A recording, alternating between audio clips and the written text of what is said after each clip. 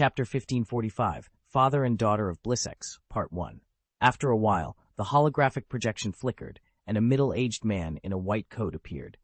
Seeing this man, Lila Blissex's serious and indifferent expression finally softened a bit. This was her father, Willix Blissex, her long-lost relative. Willix. Lila hesitated for a moment before adding, "Father." "It's been a long time since you called me that, Lila," said Willix Blissex. "Tell me, what's the problem?" While speaking, his hands continued to work. Judging from the surrounding scene projected by the hologram, he was wearing sensing gloves, awkwardly operating on a holographic design, and frequently turning around to jot down complex calculations on a whiteboard. Several assistants were beside him, helping to complete the calculations and some design steps that required a computer. Despite his busy state, his tone was full of concern, as he could immediately tell that Lila needed something from him. A father always knows his daughter best. Lila Blissex frowned and glanced at the corner of the room she was in, where several whiteboards, numerous handwritten design drafts, and even paper books were scattered. She knew her father was a very traditional designer with low sensitivity to electronic products, hence the need for computer-savvy assistants to help him complete his designs. Often, those intricate designs that could only be completed by computer were merely guided by him, with the assistants handling the detailed work. "What are you designing? A cabin?"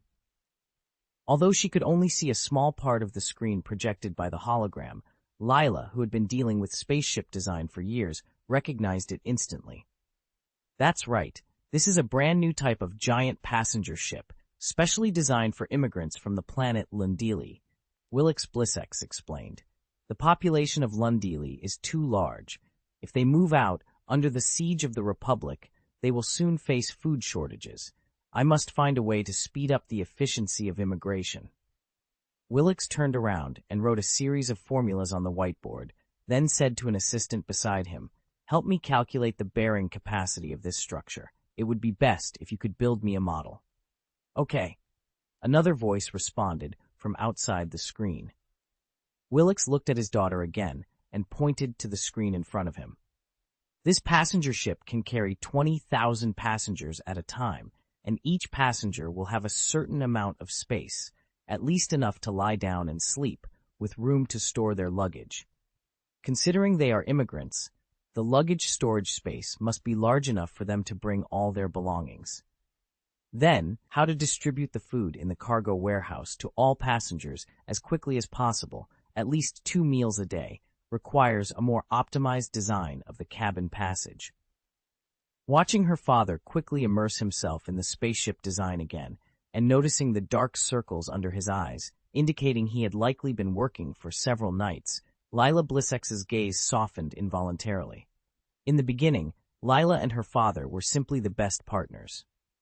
Lila understood all her father's habits, even his body language, and she was not only proficient in computers, but also highly skilled in battleship design. Often, with a simple gesture from Willix, Lila could understand his intentions and help him realize them immediately. For some design solutions that were difficult to describe in words, both father and daughter could easily convey their intentions to each other. It was under such close cooperation that they successfully. Lila Blissex had designed some of the most iconic warships of her time, including the Cheer-class assault landing ship, the Hunter-class battlecruiser, and the Architect-class light cruiser. If it weren't for the sudden emergence of the Dawn Star's advanced warships, her designs would have dominated the galaxy for at least 2 decades. Despite the current ridicule of the Jaeger-class battlecruiser as a prime example of all show and no substance in the original timeline, it was a revolutionary design. In an era where battleship technology had been stagnant for millennia, it was a game-changer, capable of outclassing any opponent. The Cheer-class assault landing ship and the Architect-class light cruiser were particularly noteworthy. They were so advanced that they could have served as the main battleships of the Galactic Empire decades later. However, in the original plot, the Cheer-class, designed for large-scale landing operations, was rendered useless due to the focus on security warfare. Lila reminisced about the countless beautiful moments she shared with her father, but her thoughts inevitably drifted back to the cold, unfeeling warships. She knew that without her father's genius designs, she wouldn't have been able to win the warship design war, even with the backing of the galaxy's largest industrial giant. Her father was the true genius, while she was merely an excellent engineer. Excellence could be found in many, but genius was unique. Only with her father could she maintain her position in battleship design. This genius should belong to me. He is my father. He deserves to serve me. Lila thought, clenching her teeth as her gaze turned cold. She took a deep breath and asked, "How are you doing in Rendili? Have you found the so-called freedom?" Willix Blissex sighed, paused his work, and moved to a quieter place before responding solemnly. "I have to say no. Dawn Star, or rather, the Principality of Dawn, is no different from the Galactic Republic. Their leader, Tang Xiao, does not pursue freedom and equality. He is merely building another power to rival the Galactic Republic. If that's the case, why don't you leave and come back? You know, Little Quarter misses you very much," Leela said softly. "I miss you too." Thank you to Morning Wuhuasia for the 1,500 starting coins. Thanks to QWR for the 100 starting coins. Thanks to Samswick for the 100 starting coins. And thank you AI1 for the 100 starting coins. Chapter 1546, Father and Daughter of Blissex, Part 2. Little Quarter? Now he's in charge? Willix Blissex raised an eyebrow. "I guess it shouldn't be far away. Onana Quarter is going crazy now. She is afraid that Gideon Danu will take away her status all day long, and at the same time hates Danu for restricting her actions everywhere," Leela Blissex said with a sneer. Willix smiled slightly. "It's not surprising. What Onana Quarter wants is the most corrupt and disgusting thing in this galaxy. She just wants to satisfy her own selfish desires. When a person's heart is full of darkness, she sees everyone as darkness. In fact, in my opinion, Gideon Danu is an open-minded gentleman, and it is precisely because of this that I agreed to his request to design the V-Wing fighter for the Special Forces shipyard. So you know, the order amount of V-Wing fighters has even surpassed the Jaeger class. This year alone, the military has ordered 200,000 V-Wing fighters. One of the things that Onana Quarter is most afraid of is exactly that," Leela Blissex said. They seemed to be a pair of close father and daughter, chatting happily. Willix Blissex was enjoying it, talking endlessly about the family, but this kind of small talk was not what Leela Blissex wanted. She said, "So, come back, father. The Quarter Power Yard will be different with Court Junior in power. We can design more powerful warships to fight the Separatists. Isn't it okay for both the Knight class and the Consul class?" Willix Blissex's mouth was slightly raised. "You know the answer, Willix. The battleship design of Planet Dawn is at least an era ahead of ours," Lila said. At this time, among the titles she blurted out, the warm words of father quietly disappeared, and she asked, "Tell me, if it were you, how would you fight against the Separatist fleet?" Willix Blissex sighed again and said, "It's hard, but it's not impossible." "How?" Leela asked. "Remember what I told you, Leela," Willix Blissex began, following his teachings.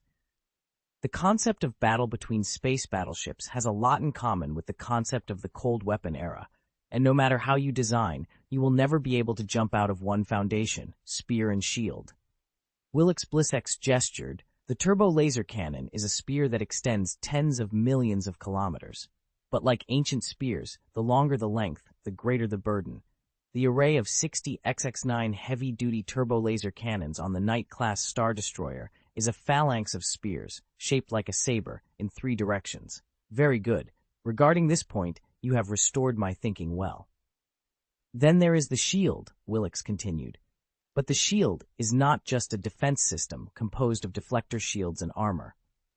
The shield should be dynamic, because on the battlefield, there are special large shield players. There are also assaulters with round shields and short knives. At the same time, the close-in defense system is also a shield, and the carrier-based fighter is also a shield. You have to plan how to use your shield from the perspective of a dynamic battlefield, because even in some cases, the shield can also hit people." Willix put his hands flat, as if holding 2 invisible objects, as if he was a teacher teaching his students. He continued, "Look, it's just a combination of 2 things, a spear and a shield. Many changes can be derived. You think too little about this. You are only designing a battleship, but you have not designed an entire fleet system. Are 10,000 Knight-class Star Destroyers powerful? Yes, they are powerful. But is there any difference compared to 10 Knights, except that there are more of them? No. But if you look at the difference between 10,000 people and 10 people with the understanding of spears and shields, don't you think that there are countless ways to make those 10,000 people far stronger than 1,000 groups of 10 people? Willix said. So, think about it. How much is the fleet under your design different from the fleet of the Principality of Dawn? Spear and shield, spear and shield. Think clearly, Lila Blissex said, her tone growing colder. When will you come back, or should I send someone to pick you up? It was clear she was only half listening to her father. You know why I left Quarter, Willix Blissex replied, his voice equally cold. I'm tired of this arms race. If I return to Quarter, it will only escalate the competition with the Duchy of Dawn, a race that will never end. This is war, Lila retorted through gritted teeth. Don't tell me you don't see it, Lila. This war has already reached the upper echelons of power. The outcome is no longer about the fundamental interests of the people. It's become a power struggle, Willix said. I have no interest in joining such a war. But you're still involved. It's one thing to go to Rendili, but now you're supporting separatism. Leela's voice rose, her face flushing with anger. Actually, it's not so bad. Whether it's Gary Ulan, Bangira Ulan, or Tang Xiao, none of them forced me to design warships. I completed the Victory I-class and Victory II, proposed the framework for the Victory III Star Destroyer, and then focused on designing civilian ships, Willix explained. This is a waste of your talent. Lila finally exploded. She stomped her foot and shouted, You could enjoy all the glory and wealth with me. You could easily earn more money than I could ever imagine. Why are you doing this? That's precisely why I chose to leave Quarter and you, Willix said calmly. You should come back and help me. I am your daughter. As warship designers, shouldn't we be striving to create more powerful ships? With the separatist fleet out there, isn't this the ultimate challenge? Why run away? Lila exclaimed. You should come back. We can achieve so much more together. Willix's face showed disappointment, and he sighed deeply.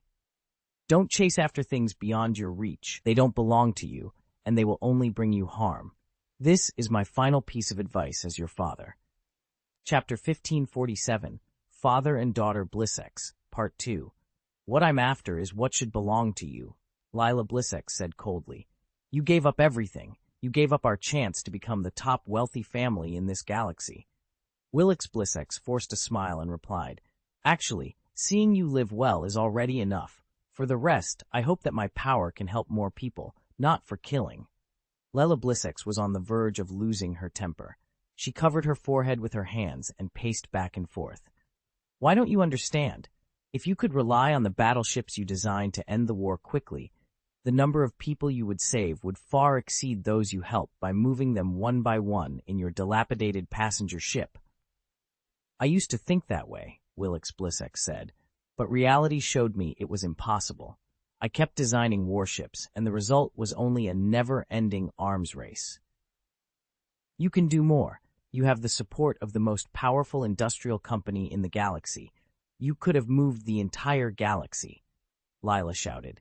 It is precisely because of Kuat's industrial power and financial support that the warships I designed would cause countless deaths. This is not what I want. What I have always wanted is to go back to my hometown with you and live peacefully, Willix said. It's war now, Willix. Don't you know? Even if you go back to your hometown, you will only be consumed by the flames of war. Lila was still making her last effort. You are wrong, Lila. There are still many places in this galaxy that have not been affected by the war. So far, this is not an all-out war, and the reason you think there are wars everywhere is because you chose to go to those places, Willix explained. Ha! Lila Blissex sneered and abruptly ended the communication. Her gaze turned vicious, and she gritted her teeth, cursing under her breath. Foolish old man! Throwing away the communicator, Lila Blissex turned and walked out of the room. She didn't want to stay in a place filled with countless memories of her father for another second. She returned to her bedroom, composed herself, and adjusted her makeup. A beautiful figure was reflected in the mirror. She had a pair of seductive eyes and cherry-red lips, and her figure was quite striking. She was undoubtedly an outstanding beauty. However, her biggest shortcoming was her height, only 1.5 meters, note 1. This, coupled with her strong personality, made her not particularly popular among men, and the halo of being the chief battleship designer of Kuat Power Dock also discouraged many. But Lila always knew what she should do. Just like now, she connected to another communication and quickly switched her emotions. The communication was answered, and a rather handsome man in his 30s appeared. He was obviously very pleasantly surprised by the call. Lila, oh, I really didn't expect you to contact me at this time. I'm sorry, Dunn. I think I may have disturbed you. Leela Blissex hesitated. It's nothing, I'm sorry. As she spoke, she made a gesture to turn off the communicator. Wait a minute. Don't do that, the man named Dunn said quickly. I'm fine. I have a lot of free time now. I'm glad you contacted me. Despite his words, Lila Blissex clearly saw him hurriedly stand up from a conference table and walk out quickly. From the point of view, Dunn had obviously stood up from the head position of the conference table, as she immediately saw the flag of the Galactic Republic directly in front of him. Seeing his reaction, the corners of Lila's mouth curled up slightly. Yes, she was really short, and most people didn't like her. But in this world, there is always a type of person commonly known as lolicon. She had a beautiful appearance, a curvy figure, but a petite frame. In a sense, it just hits the preferences of a certain group of people. And this man, Den Wessex, was one of the highest ranking among them. At only 34 years old, he had become the governor of the Ninth Army of the Galactic Republic, which spoke volume as about his profound background. Under Leela Blissex's series of strategic maneuvers, he had become deeply fascinated by her. Layla shook her head, pretending to be calm but sad, and said, No, this is my own business, and you shouldn't worry about it. I'm sorry. Excuse me. No, Den Wessex exclaimed loudly. Where are you now? I'll come to you right away. Is that planet Kuat? He turned his head and instructed someone off-screen. Arrange a shuttle for me to go to Kuat immediately. The battle plan? Just submit the report after you discuss it. 2 hours later, Leela Blissex and Den Wessex sat opposite each other in a beautiful manner on planet Kuat, with delicious fruits in front of them. I really didn't expect that you would come to Kuat directly from planet Parin Minor for me. Leela burst into sobs as she spoke.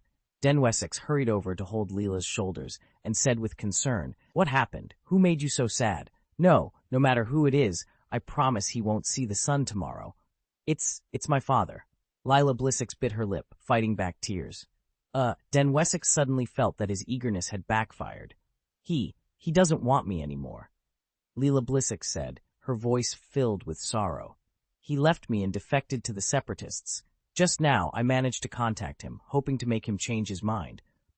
But he refused. He doesn't even recognize our father-daughter relationship.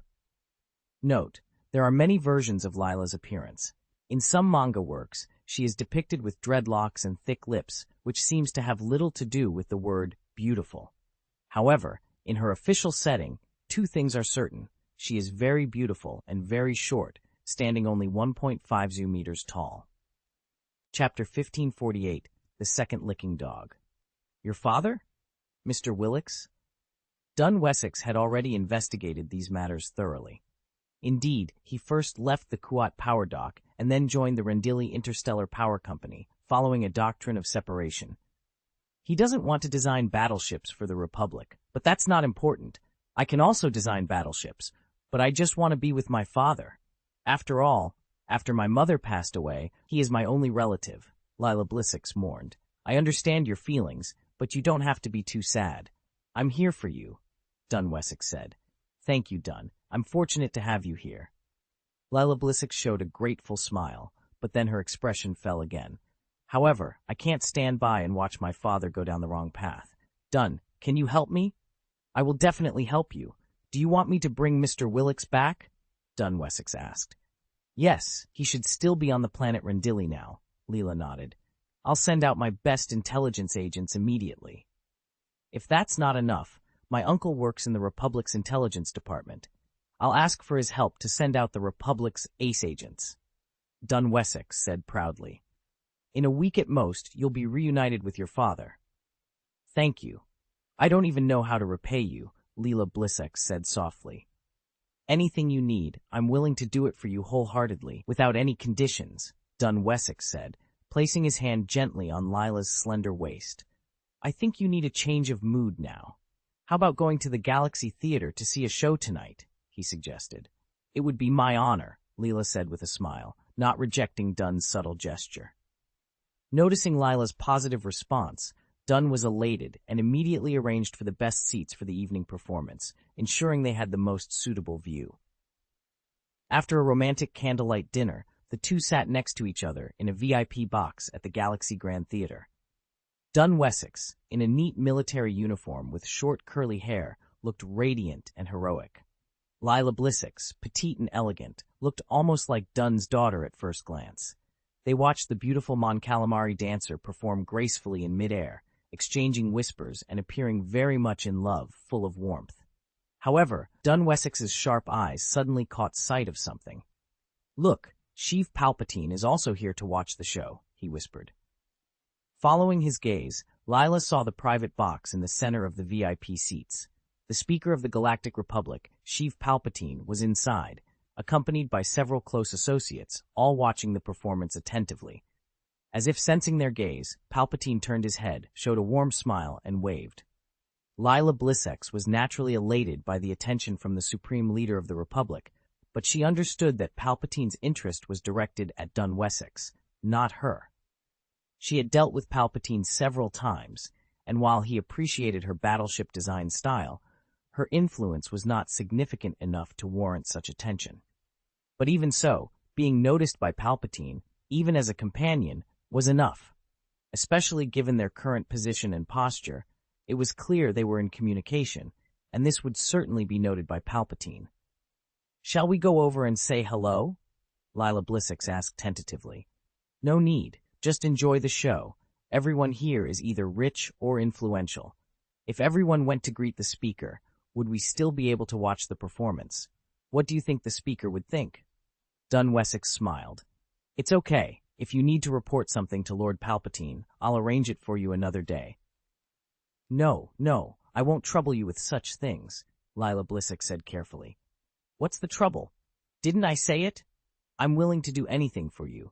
It's very easy for me to meet the speaker, and he won't refuse my visit, Dun Wessex boasted, his tone full of pride. He pointed to another box and added, Look over there, Onana Quarter is here too. Ha ha! He smiled mockingly. Lila Blissex frowned. What is she doing here? In this top theater in the Milky Way, if you're not here just to enjoy the performance, then naturally it's to build relationships, Dun Wessex explained, curling his lips. Let me see. It's Tannen Prey, the Minister of the First Population Department of the Republic. This is a big man. The population of the Galactic Republic, calculated in trillions, is all within his jurisdiction. As the head of an industrial enterprise, what relationship can she have with the Minister of Population?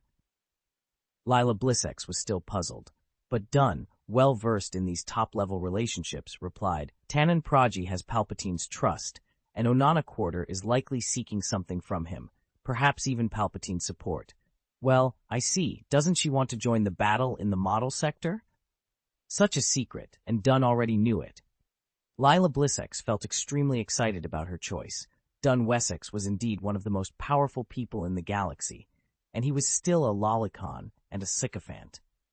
Dun leaned back in his seat and said, In short, you'd better not get involved in Onana Quarter's matters. The farther away, the better. Onana Quarter's behavior has crossed the line. Speaker Palpatine has given enough benefits to allow the Quat Power Shipyard to maintain its monopoly on capital ship manufacturing orders, but she still wants to intervene in the military's actions? This is a bit ignorant. I think Onana Quarter just wants to use me as a scapegoat. Once the operation fails, she will blame the battleship I designed, and even the previous crisis on Planet Quarter, she will also blame on me, Leela Blissex said, seeing the situation clearly. Oh, a dangerous light gleamed in Dun Wessex's eyes. If she really dares to target you, then I must say, she has crossed my bottom line. Besides, your battleship design is excellent. The Knight-class Star Destroyer you sent me, I really like it. I named it Redoubt. Can you guess what the name means? It's the restaurant where we first met, Lila Blissex replied with a happy smile. She fell into Dunn's arms, and the two kissed passionately. Don't worry, as long as I'm with the Republic's military, they will always place huge orders for the warships you design, Dunn whispered in Lila's ear. Chapter 1549. Fugitive, quick, kill him, shoot, shoot. He can't escape. Group 4, surround him from the direction of the sealed cabin H. He's already injured. Don't be afraid of his strength. Use the bazooka. Damn it. This is the docking bay. We can't let him get away. Bulkhead. He's hacking at the bulkhead with his lightsaber. Stop him now. A man with battle scars etched across his face suddenly gasped and opened his eyes wide. He was drenched in cold sweat. Looking around, he found himself in a narrow spaceship cabin, specially padded with soft materials. The only piece of furniture was a stool. He raised his hand and looked at his wrist. He was wearing heavy handcuffs, their lights flashing ominously. If he tried anything, a powerful electric current would be released instantly. Around him sat more than a dozen people, all looking despondent and blank.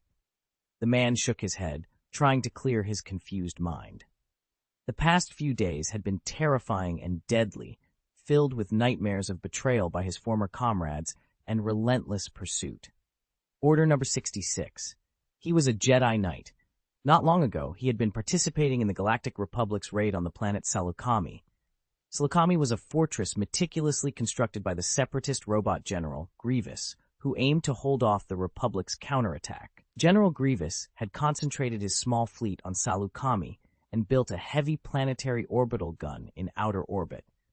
The firepower of this gun was immense, capable of destroying even a Jaeger-class battlecruiser with a single shot. Essentially, it was a fixed-turret version of the Ragnarov-class Titan battleship. After Tang Xiao handed over the Ragnarov-class Titan battleship to Count Dooku, the Confederacy of Independent Systems acquired the technology and used it to build the planetary orbital gun. The man and his friend had fought fiercely, risking their lives and walking on the edge of death, ultimately destroying the planetary orbital gun at the cost of his friend's life. However, he was seriously injured in the process. Upon returning to his battleship, he was immediately sent to the medical cabin for treatment. But halfway through his treatment, an inexplicable order was issued. Suddenly, all the clone soldiers turned against him. Even the ordinary soldiers, after some hesitation, chose to draw their guns on him. He had to fight his way out of the medical room, facing relentless attacks from dozens of fearless clone soldiers in the narrow confines of the battleship. Finally, he saw an opportunity, opened the door to one of the docking bays, and breached the wall with his lightsaber. The vacuum of space sucked out everyone inside, but he survived with the protection of the Force. He then commandeered a shuttle and fled. However, as he activated the hyperspace engine, the shuttle was hit by the battleship's close-in artillery fire, sending it through hyperspace in a semi-out-of-control state before crashing on an unknown planet. What happened next was a blur due to his severe injuries. He remembered running to a small colonial town, penniless and worried about being hunted. He sneaked into a residential kitchen to steal food but was discovered. A conflict ensued, and he was knocked out by the angry male homeowner with a bench. The man closed his eyes, trying to sense his friends, other Jedi Knights, through the Force. However, the result was, in his attempt to sense the Force, he found himself unable to detect even a single Jedi Knight. In the past, he could sense thousands of Jedi with profound connections to the Force, including powerful figures like Master Yoda, Master Windu, and his own master, Ki-Adi-Mundi, who shone like stars in the Force. But now, was he the only surviving Jedi? Earlier, on the communicator of the clone soldiers who were chasing him, he had heard the repeated command, "Execute Order 66." Shockingly, this command had been issued by Anakin Skywalker. This was betrayal, the most shameful betrayal. Both the Galactic Republic and Anakin Skywalker were the most despicable traitors. After the Battle of Jabim, Anakin Skywalker had returned to Coruscant like a defeated dog. He should have been killed then. Annoyance and despair filled his heart, aggravating his injuries. He even felt his connection to the Force showing signs of degenerating towards the dark side. He looked around at the people near him and noticed that, although they appeared depressed and dumb, there was a ferocious look about them. They were clearly not ordinary criminals. He whispered to the tattooed bald man sitting next to him, "Where are we going?" "Be content, boy. You're lucky you weren't sent to Kessel to mine," the bald man snorted coldly.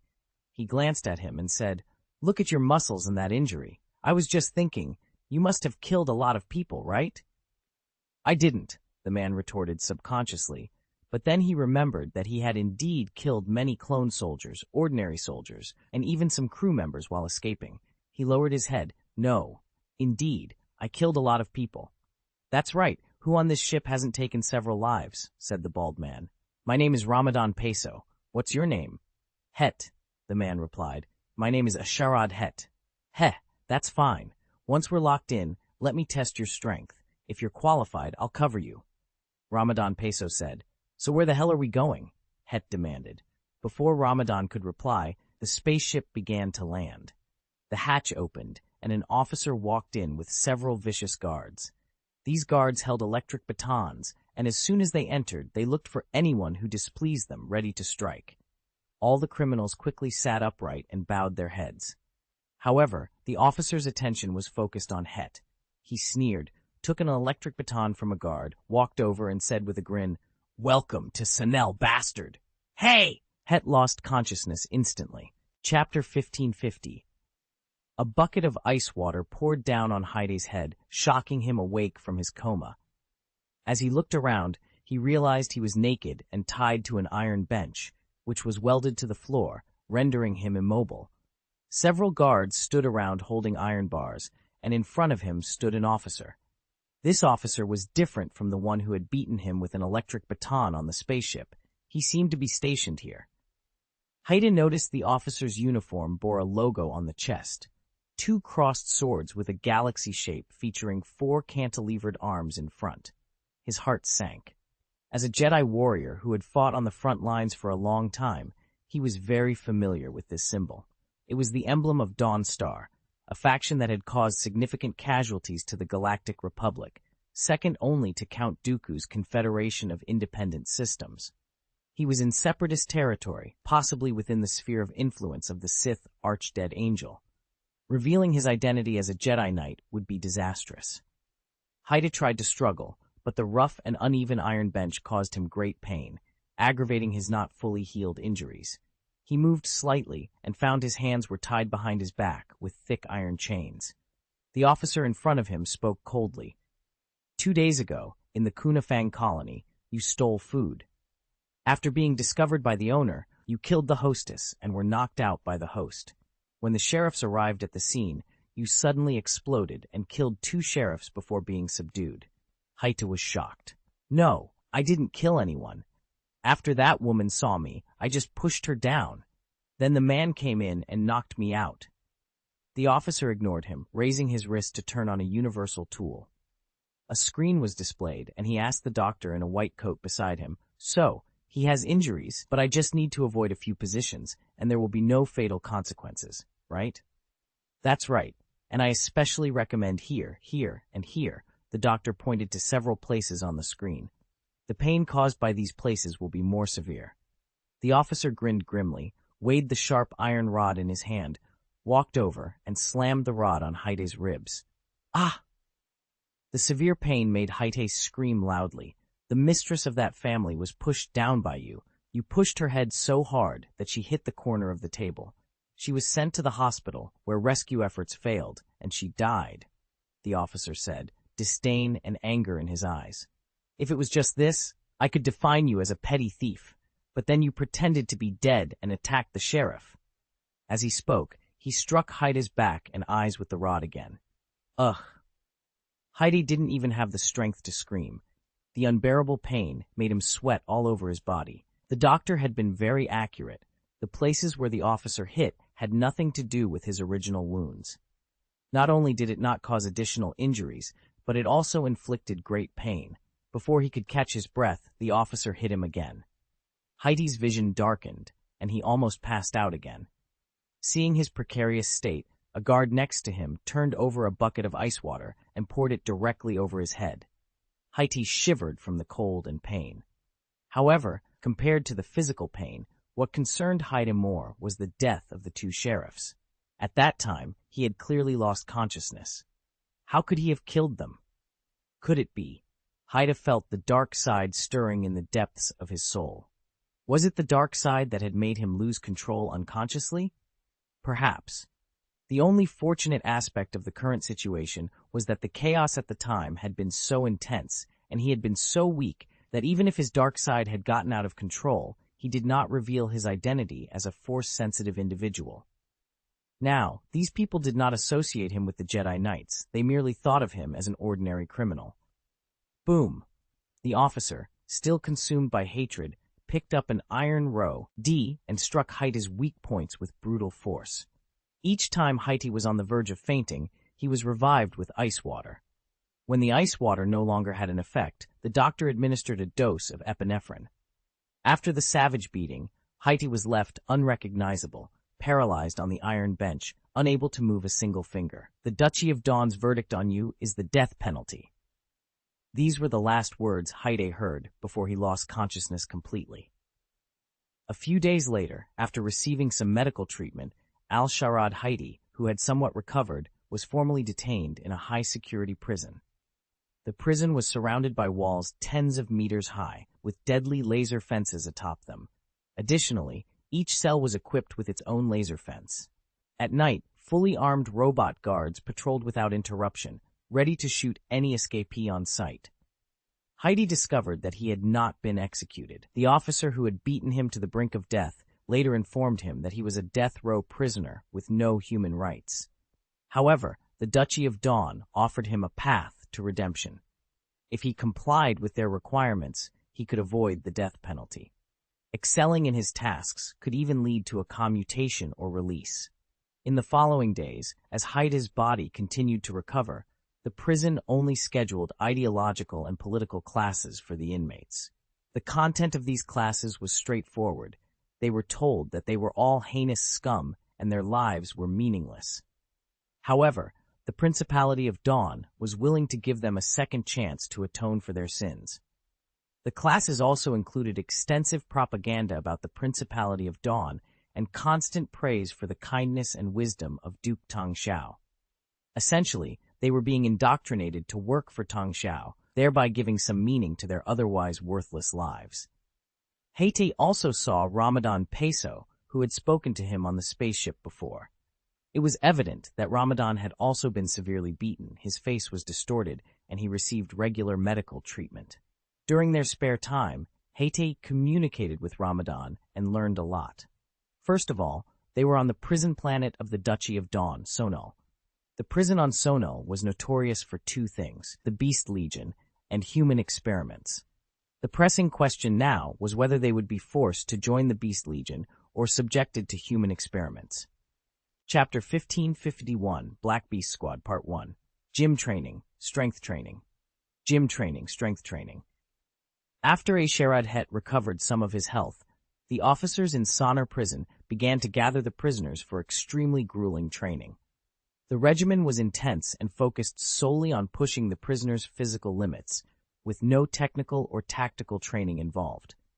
Even with Het's exceptional physical fitness, the training was torturous. During the training, prisoners were constantly being eliminated. Those who couldn't keep up were taken away by a spaceship bearing an umbrella-like logo and never returned. However, Ramadan Peso, who had previously spoken to Het, managed to persevere, and the two gradually became friends. According to Ramadan, he used to be a smuggler. On one job, lured by the promise of huge profits, he unknowingly transported diesel bark, a highly valuable and illegal spice. Worse still, these spices were stolen from a transport ship belonging to gang boss Tang Xiao. Naturally, Ramadan was hunted down, but he fought back fiercely with his crew. As they attempted to escape, their ship was intercepted by a Higra-class battlecruiser. Ramadan never understood how the regular army arrived so quickly, but he knew his small smuggling ship stood no chance against the battlecruiser. During his trial, the judge listed the people Ramadan had killed, and to his shock, all the gangsters he had eliminated were described as law-abiding citizens.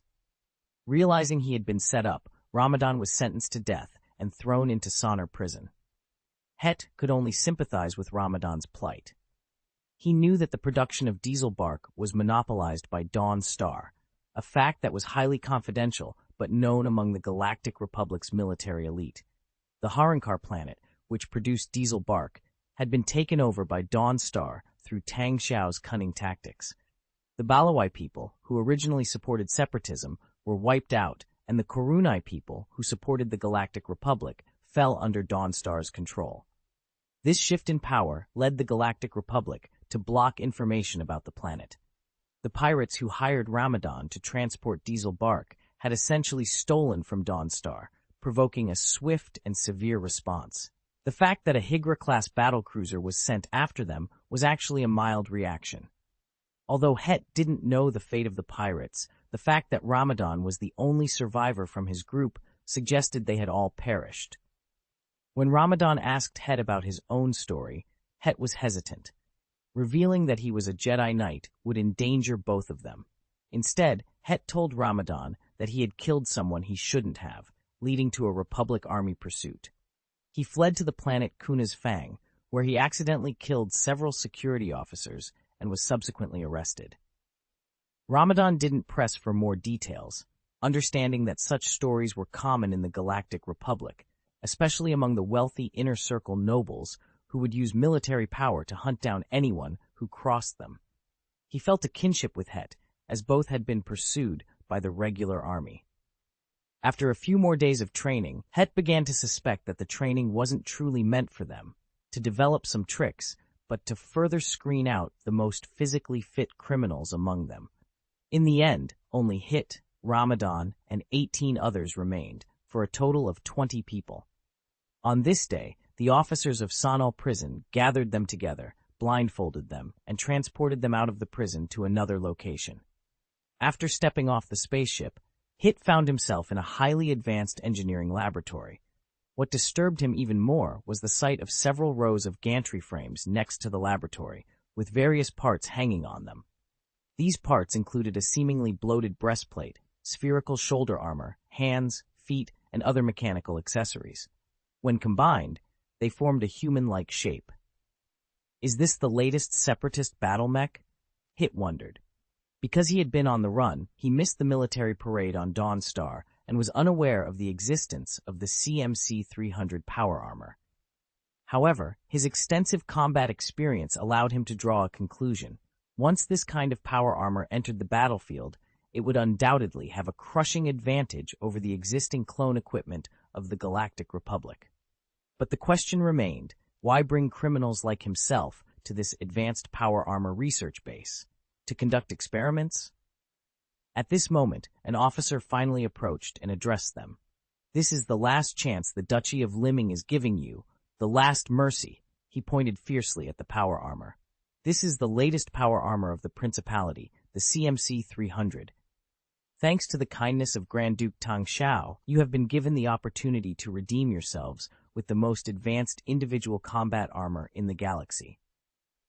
Are we supposed to operate these power armors? Even Het, a former Jedi Knight, found the idea hard to believe. The officer sneered and replied, "That's right. Inside these power armors, there is a counting device. Killing an ordinary soldier is worth 1 point. Killing a spotty clone soldier is worth 3 points. Killing a Camino clone soldier is worth 10 points. At the end of each battle, your sentence will be reduced according to your current score. When your sentence is cleared, you will be released." "Ha!" A burly man with a hideous face, covered in scars and bruises, laughed maniacally. "Does that mean if I kill someone, my sentence gets reduced?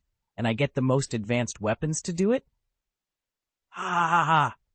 Do you still have hope for your 291-year sentence?" Pacheco, the butcher. The officer squinted at the burly man and said coldly, "The butcher." Pacheco showed a ferocious smile. "Mr. Instructor, what I think is, if I screw your head off, can I add 100 years to my sentence? 291 years. I'm afraid I won't live long enough to serve it out." Several prison guards immediately pointed their guns at his head.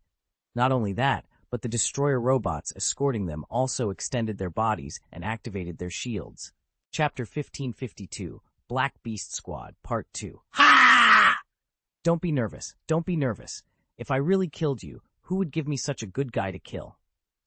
The butcher Pacheco laughed, but took 2 steps back, dodging the aim of the 2 dual-mounted blaster machine guns of the robot. It was clear that this guy was not just a reckless brute. Is it okay to just kill people? A voice, sounding somewhat weak, came from a thin and tall man in the queue. What if I accidentally kill a civilian? He asked. The officer replied coldly. Killing a civilian on a hostile planet is worth 0.001 points. Then I'm fine, the man said before falling silent again. You'd better not have any problems, Roman Lamont. Umbrella's people have been watching you for a long time. If you don't want to end up on an operating table being dissected by those mad scientists, you should behave, the officer snapped. Roman Lamont, that guy is a pervert. Ramadan Peso whispered, though his expression looked a little excited as he licked his lips. Asharad Hit lowered his eyes, suppressing the discomfort in his heart. He knew that this group of people were all heinous villains and criminals, and none of them were normal, including Ramadan Peso, who had a good relationship with him. Not only were they abnormal, but they were extremely abnormal. Haida even doubted how much humanity existed in these people's hearts. Gathering the most vicious criminals and giving them the most advanced individual combat equipment in the galaxy, separatist behavior was absolutely unacceptable, and they could score points for killing civilians? In other words, was Dawnstar officially condoning massacres? No, it couldn't even be called tacit approval. It was outright support. Haida thought this in his heart, but couldn't help but look at the tall and thin Roman Lamont more closely. Even without the Force, he could feel the extraordinariness of this person. The training over the past few days was simply unbearable for ordinary people, and this person didn't seem to have much muscle or fat on his body. How could he withstand such training? They were all in single cells, so they seldom communicated with each other. Today, he felt a strong sense of incongruity from this person. Not only in appearance, but also in the Force. It wasn't because Roman Lamont was a Force-sensitive person, but because in the perception of the Force, this person was not a complete person at all, but more like a patched monster. And now, he was supposed to drive these extremely advanced and powerful CMC 300 power armors together with these perverted monsters to massacre the soldiers of the Galactic Republic? Haida closed his eyes in pain, but he also knew that he had no choice at all. He didn't want to die. What the officer said next made Haida feel like he was falling into an ice cave. Don't take this matter too lightly, bastards, the officer said coldly. After you put on the power armor, it will be directly welded shut. Unless you use special equipment, it is impossible to take it off your body. And there are only 2 ways for you to remove this equipment. First, die on the battlefield. Second, reduce your sentence to 0. He looked at these criminals and added, at the same time, in view of the expensive cost of this set of CMC 300 power armor, after wearing the armor, each of you will automatically increase your sentence by 20 years as the cost of this set of armor. Now go out there and kill to atone. Ha! There was another weird laugh, and without looking, you knew it was Pacheco the butcher. I want to know, if the armor is welded shut, what about eating and drinking? Roman Lamont asked.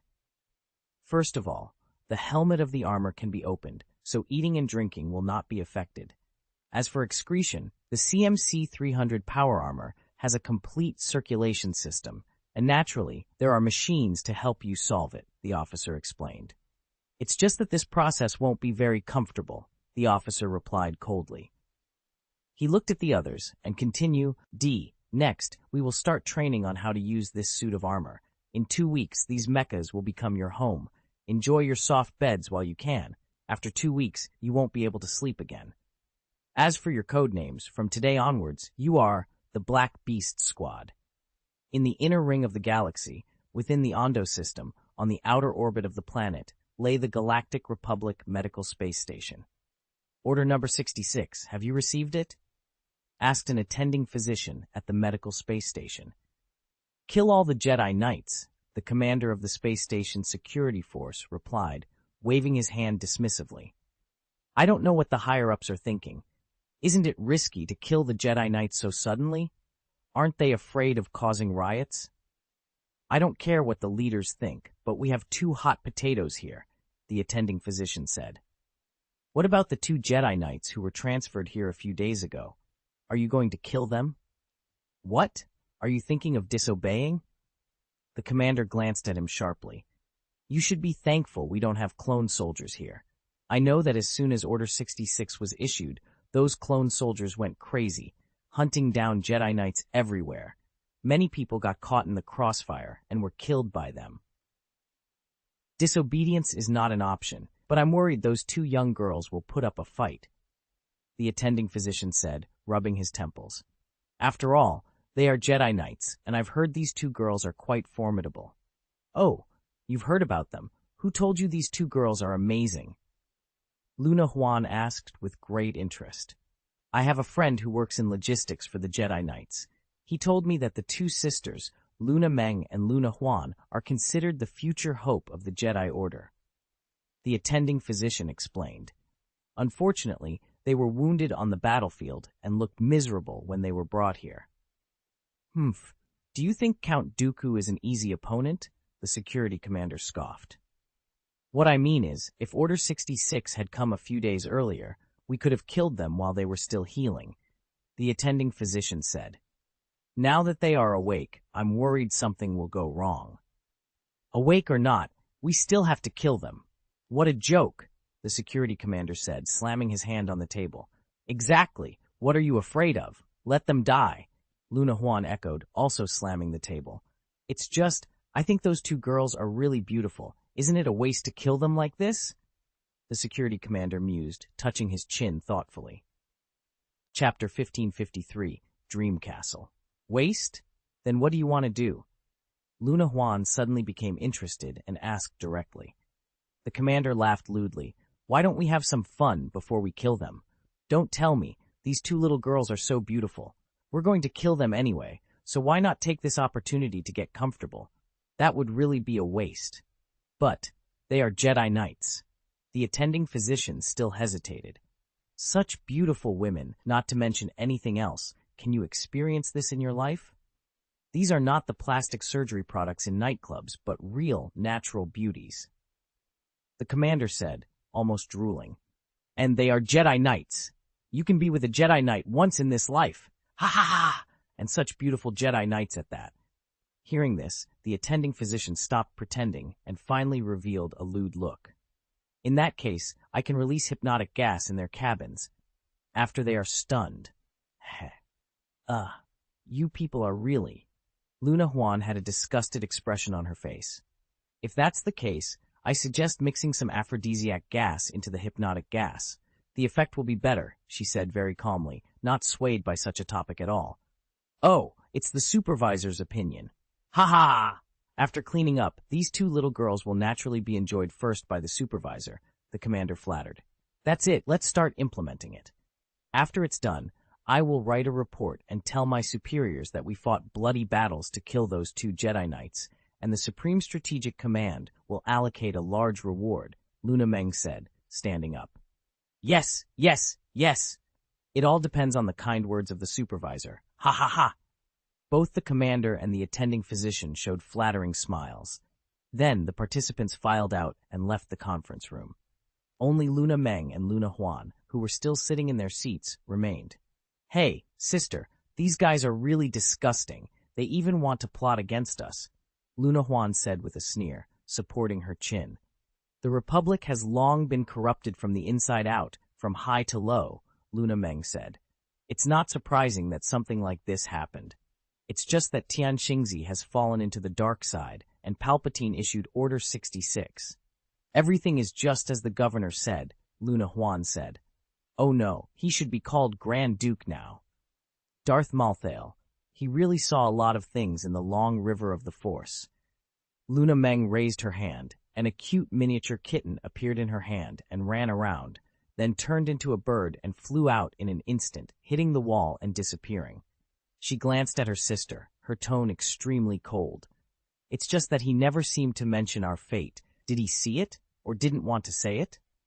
Then let's ask him? Luna Huan licked her lips. But he shouldn't trust us now. Do you want him to dream? Our current strength cannot be compared with his, Luna Meng said. The trial sister who came last time gave us no chance at all. Do you want to do it again? Darth Malthael is much stronger than judgment. Luna Huan pursed her mouth a little unhappily, but still listened to her sister's words. She sat down again and said, By the way, sister, have you sensed other Jedi Knights? Luna Meng shook her head. No.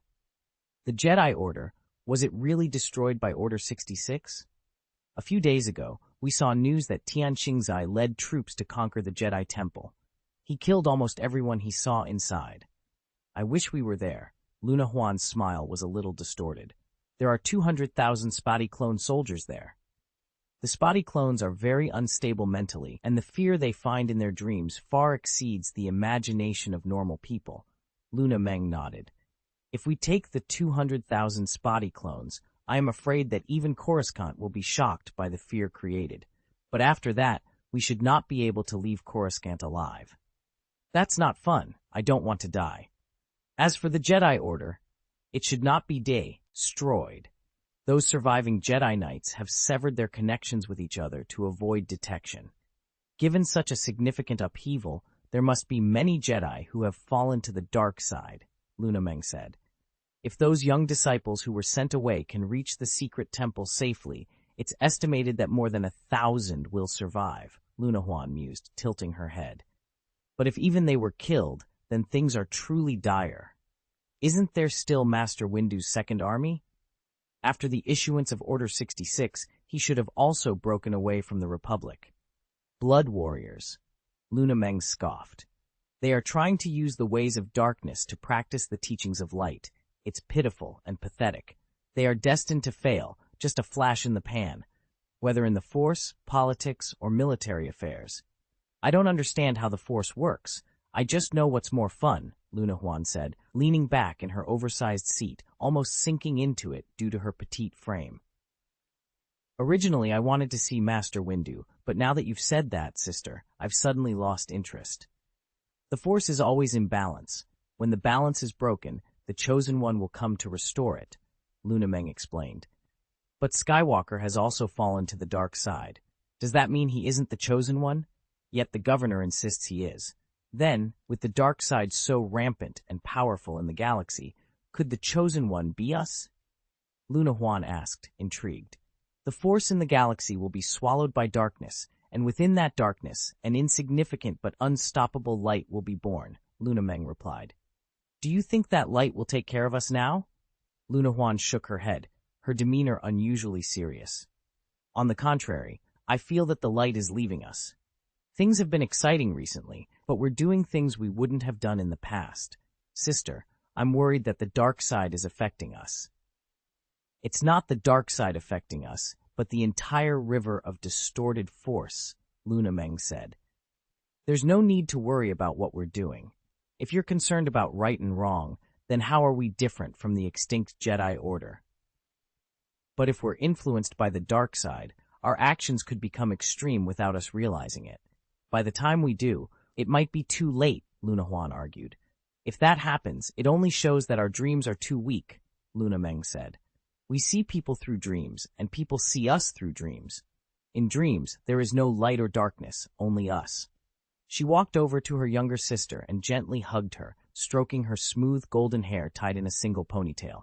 We are not the chosen ones. We are just the children of dreams. But Luna Huan was not in the mood for affection.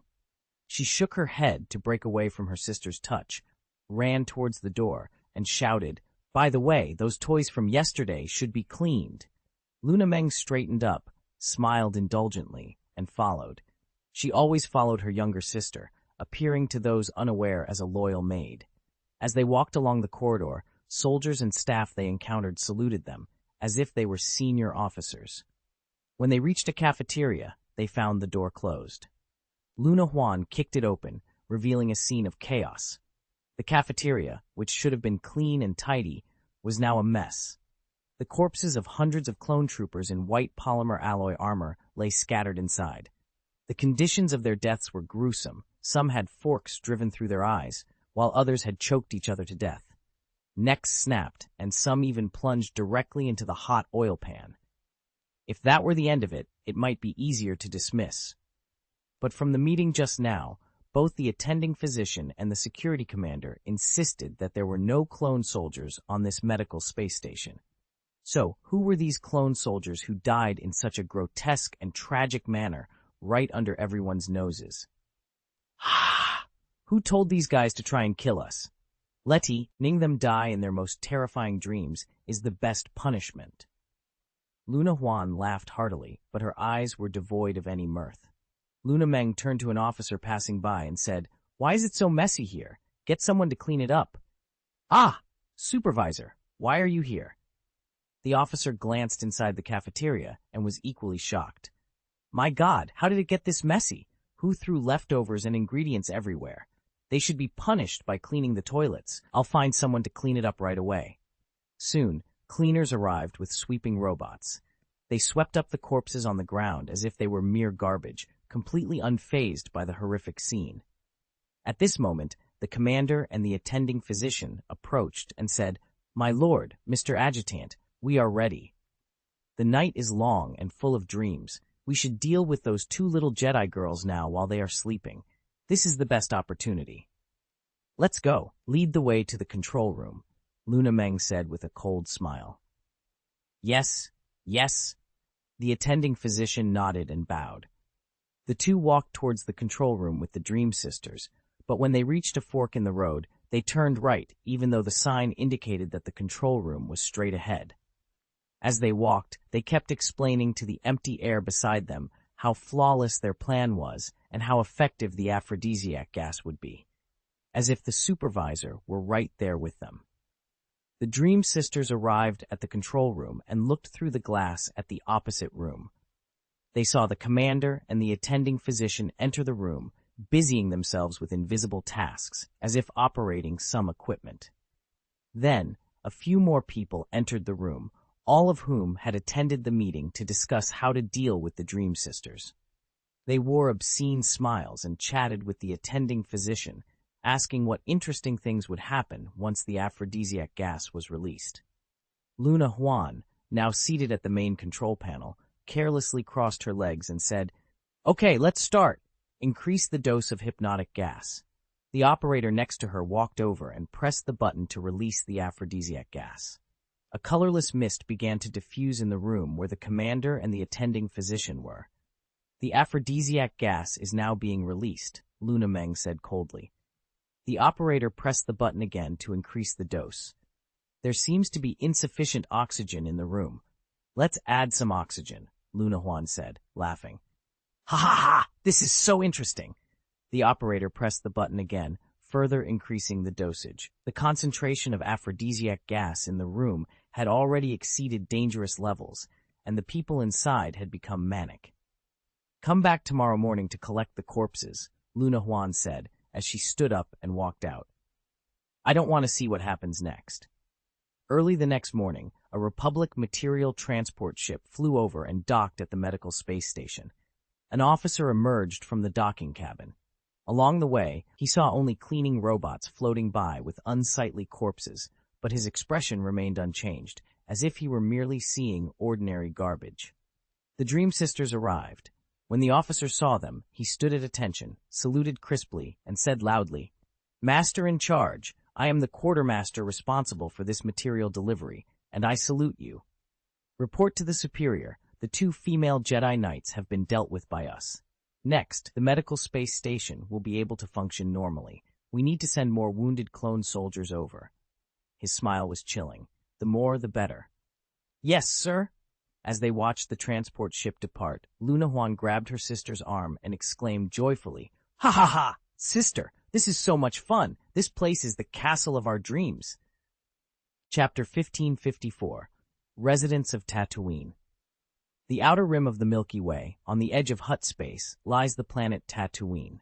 On the outskirts of Mos Eisley, a moisture farm stands, designed to adapt to Tatooine's unique climate. After sunset, a layer of mist envelops the planet, rich in water. The residents use specialized equipment to collect this mist for irrigation and crop cultivation. Experts believe this mist forms from Tatooine's underground water bodies, sustaining life on the arid planet. As the twin suns of the Tatooine system began to rise, heralding another scorching day, a rhythmic shout echoed from the moisture farm. A young man, youthful in appearance, was practicing his punches outside. He had yellow skin, black eyes, and black hair cut short. His expression was resolute, and he looked both sunny and handsome. He punched with intense focus until sweat drenched his body and formed a circle on the ground. Then, facing the blazing sun, he knelt down to meditate. In the distance, a cloud of dust billowed up as a hoverbike approached at high speed. The young man sighed and opened his eyes. The hoverbike drifted to a stop with a wild flourish, kicking up sand and dust. Instantly, the young man threw hundreds of punches, creating an invisible barrier that blocked the sand and dust. A cloaked figure jumped off the hoverbike. She discarded her dusty cloak, revealing a beautiful, heroic face and a fit, curvaceous figure. However, her most striking feature was her right arm, which had been replaced with a mechanical one. "Not bad, Jingfang. You've made progress," the woman exclaimed, her voice slightly slurred. Jingfang frowned at the strong smell of alcohol emanating from her, but reached out to catch her as she stumbled. She regained her balance with a deft move. "I've told you many times, Arden Lin, it's fine to drink, but don't overdo it, and definitely don't spend the night in bars. If you really want to fight, your strength will be easily exposed," Jingfang said seriously. "I am a noble dark side force user. Even if I'm exposed, the esteemed speaker would be eager to recruit me. But you, after all this training, you're still a light side force user? And you should call me Master," Arden Lin retorted, shaking her finger. "I don't have a drunk master. We'll talk when you sober up," Jingfang replied. "You'll never find a girlfriend like this, Jingfang." Arden Lin muttered, her words slurred. "I don't need a girlfriend," Jingfang said firmly. "So, you're really after your master's affections? I have a husband, though he's been dead for over 20,000 years. Arden Lin laughed. Jingfang sighed and said, "Go to the bathroom, clean yourself up, and then get some rest. I'll make you something to eat." "Don't bother. What are you cooking for? A big man like you should be earning me some wine money." Arden Lin slapped a piece of printed paper onto Jingfang's chest. Jingfang looked at the paper and said, "Why are you still printing out assignments? Aren't you worried about leaking secrets? And where did you even find a printer?" "Over 20,000 years ago, we not only printed out assignments, but we also made them look beautiful. When we received an assignment, there was a bang and a dagger was inserted into." Arden Lin smiled and said, "This person is definitely going to die." Jingfang shook his head.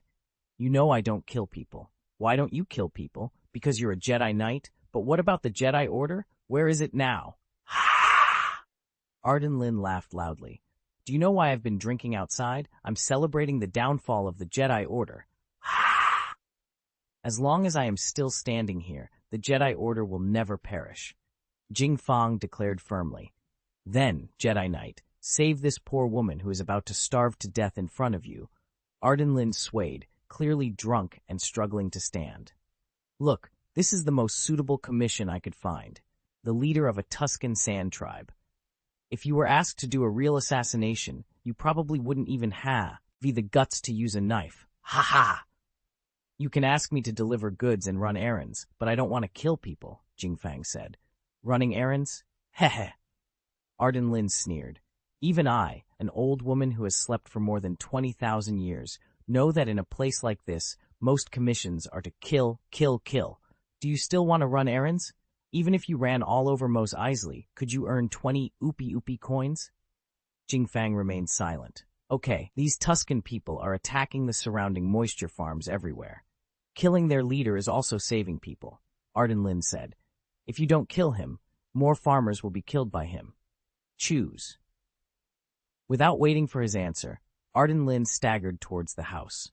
As she reached the door, the strong smell of alcohol overwhelmed her, and she vomited everything in her stomach. The stench of fermented alcohol filled the air. The speeder bike raced across the golden desert of Tatooine, a unique feature of the planet. The sand, rich in sodium, glistened under the sunlight, creating a beautiful yet harsh landscape. Despite the terrible desert climate and dangerous creatures, the scenery was breathtaking. Jing Fang drove the bike towards his destination, his heart heavy. It wasn't the murderous commission that weighed on him, but the fate of the Jedi Order. Yes, the Jedi Order was over. The traitor Anakin Skywalker had personally issued Order 66 and led troops to destroy the Jedi Order.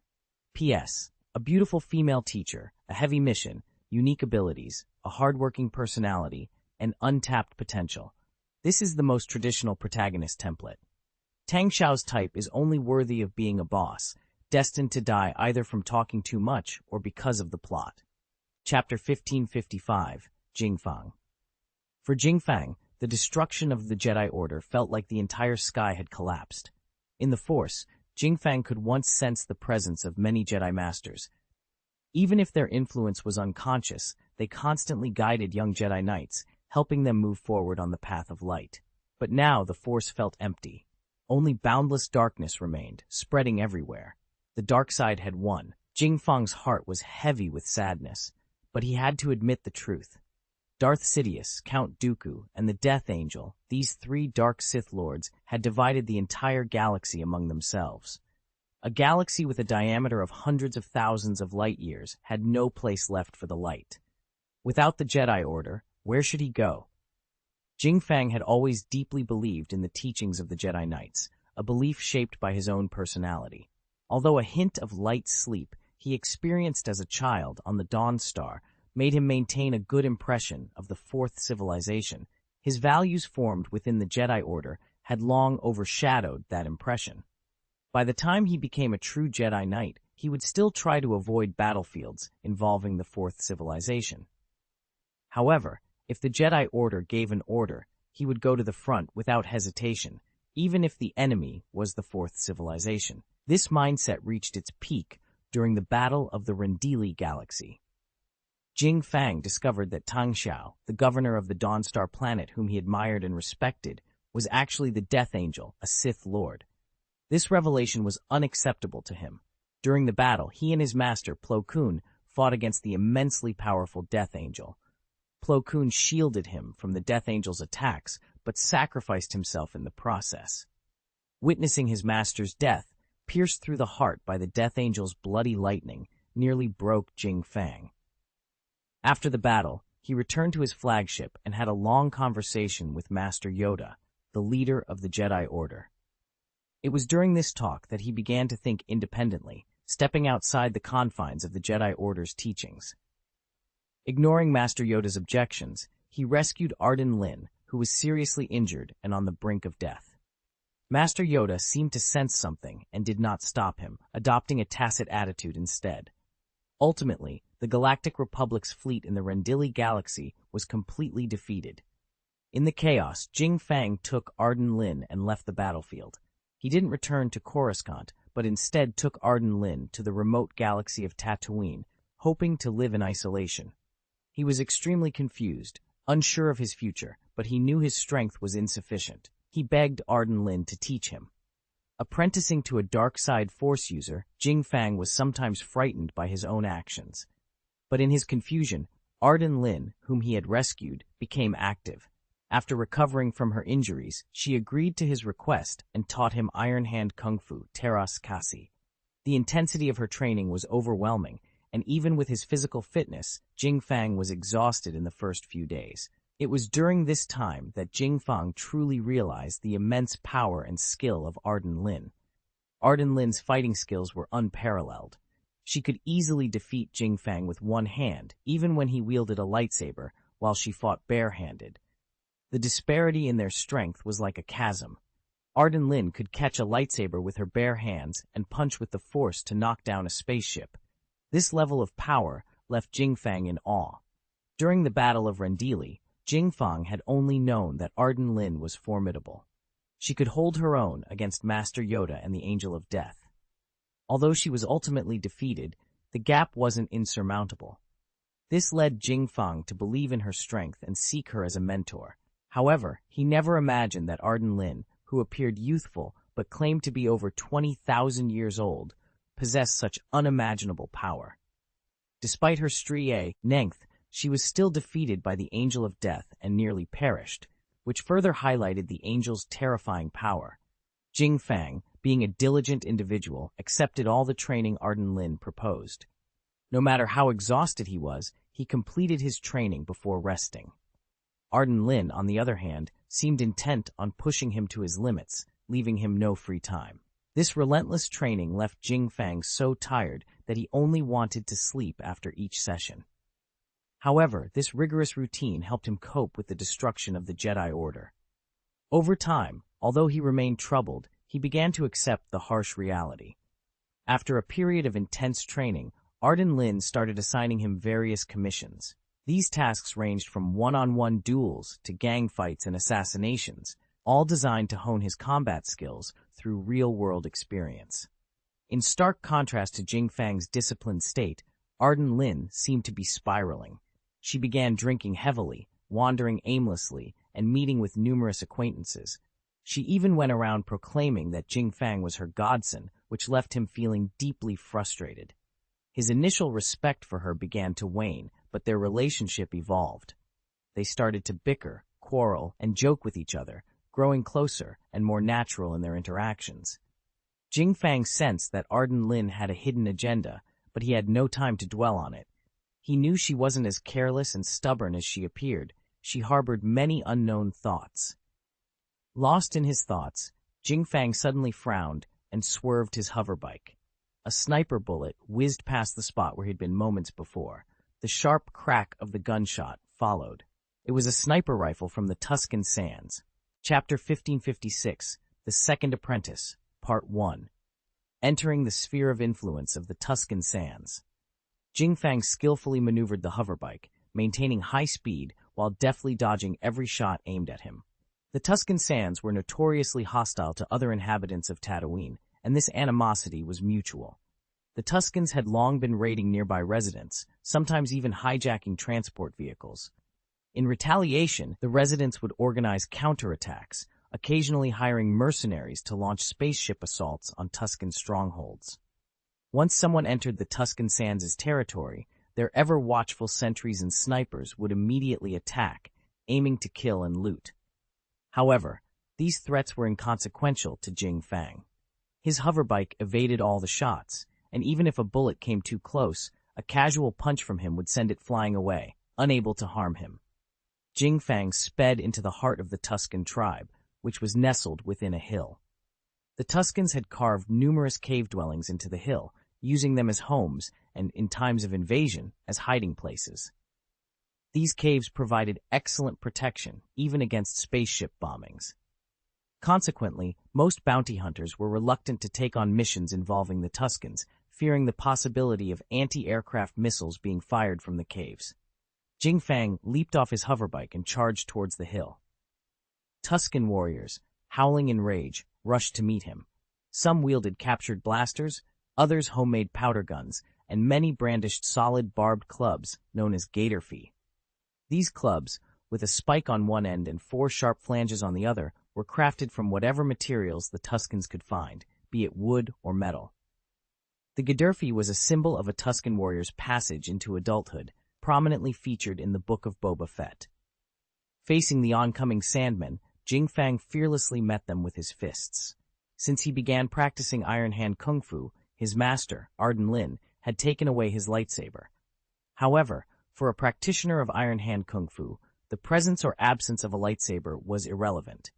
This combat skill was also taught within the Jedi Order, albeit in an incomplete form known as Terras Cash. The Jedi's version lacked the depth and mastery of the true Iron Hand Kung Fu, a fact evident to any true master like Arden Lin.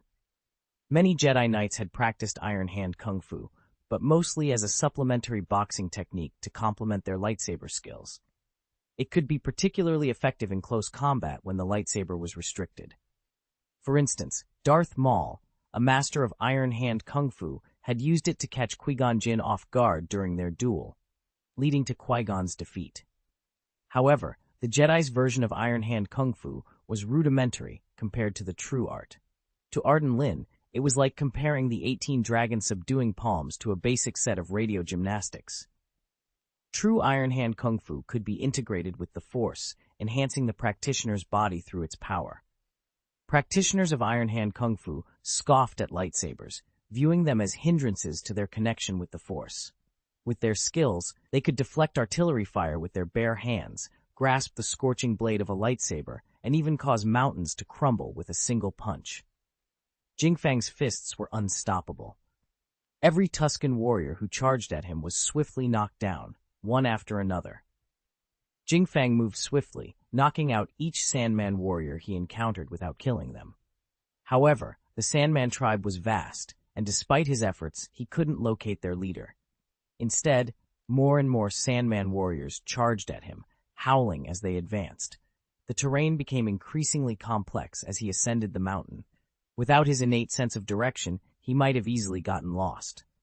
The Sandmen, on the other hand, navigated the area effortlessly, appearing and disappearing like phantoms.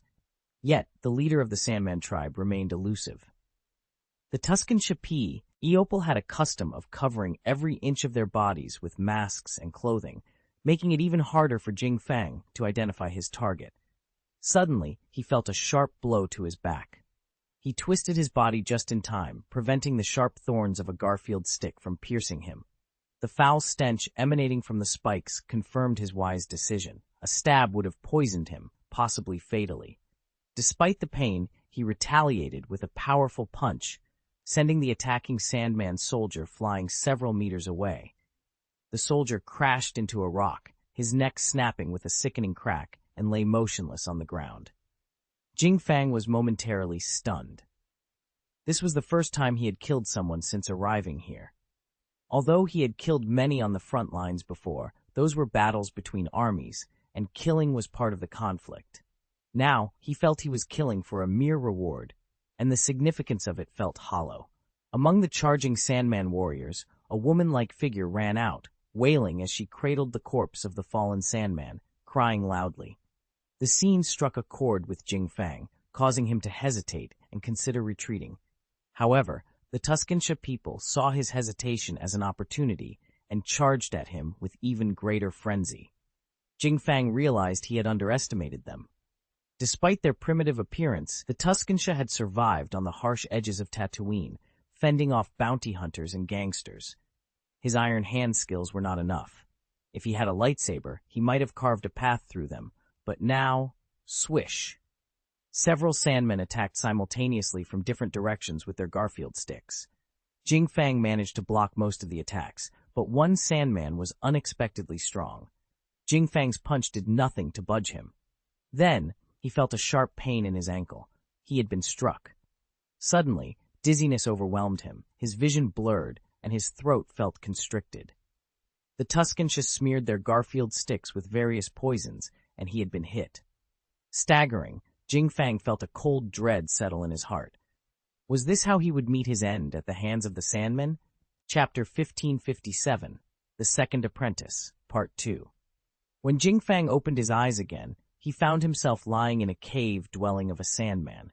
The poison in his wound seemed to have been cleaned up significantly, and the effects of the various toxins had dissipated, but his body still felt weak. He struggled to stand up and walked out of the cave. However, the scene outside left him stunned. At least 200 or 300 Tusken Sand people lay scattered on the ground, moaning and whimpering. Although they weren't dead, they had been thoroughly beaten. In a relatively open area ahead, he saw the figure of his master, Arden Lin. She was dueling with a Tusken Sandman, but it was more like a game. Their strengths were not on the same level at all. This was natural, as Arden Lin's power was easily among the top 10 in the galaxy. The Sandman fighting her was burly and powerful, but the power gap between them was like that between an adult and a child. After watching for a while, Jingfang was shocked. He recognized the Sandman. It was the one who had resisted him several times in the earlier battle, causing him to show flaws and be successfully attacked by other Sandmen. Moreover, during the battle between the Sandman and Arden Lin, he clearly felt the powerful force within the Sandman. This was a force-sensitive individual. At this point, Arden Lin had had enough. She effortlessly blocked the Garfield stick that the Sandman was angrily waving, pulled him off balance with a backhand move, and then punched him on the chin. The Sandman fell to the ground unconscious. Master, Jing Fang called out respectfully in such an atmosphere. He walked over and pointed to the Sandman on the ground. This Sandman is... That's right. He's sensitive to the Force and very powerful, Arden Lin replied, her demeanor now calm and composed. Whether her previous drunkenness was intentional or not was anyone's guess. It was quite difficult to get a Force user as powerful as her drunk. She glanced at Jing Fang and said coldly, "And you seem to have lost to him, didn't you? This Sandman has never received formal training, and you have not only studied in the Jedi Order for many years, but are now also under my tutelage. Don't you feel ashamed? If I had used the skills taught by the Jedi Order, I would have defeated him." Jing Fang protested. "I have only practiced Iron Hand Kung Fu for a few months now." "Are you embarrassed?" Arden Lin asked directly. I'm sorry." Jing Fang lowered his head, realizing that the more he argued, the more he would show his incompetence. He also knew that if Arden Lin hadn't been quietly following him, he would have died here this time. Thinking of this, his admiration for Arden Lin grew even stronger. Especially in retrospect, he had driven the hoverbike for at least hundreds of kilometers, yet Arden Lin, without any visible means of transportation, had managed to keep up with the speed of the hoverbike without being detected. Just thinking about this ability was terrifying. Arden Lin walked over, looked at the dejected sand people, and said, "For the sake of my useless apprentice, I didn't kill any of you this time, but I have accepted the commission. Next, you must leave here and live somewhere else." The sand people suddenly became angry, roaring loudly and letting out waves of screams. Arden Lin didn't bother to talk to them at all. She punched out with a backhand. Boom! A huge rock, at least 5 or 6 meters high, was directly shattered by this punch. All the Tusken sand people were terrified and squatted on the ground, not daring to speak. At this moment, the Sandman who had been knocked unconscious woke up. He knelt down in front of Arden Lin with a thump, trembling in fear. After a long exchange in the Sandman's language, neither Jing Fang nor Arden Lin could understand what was being said.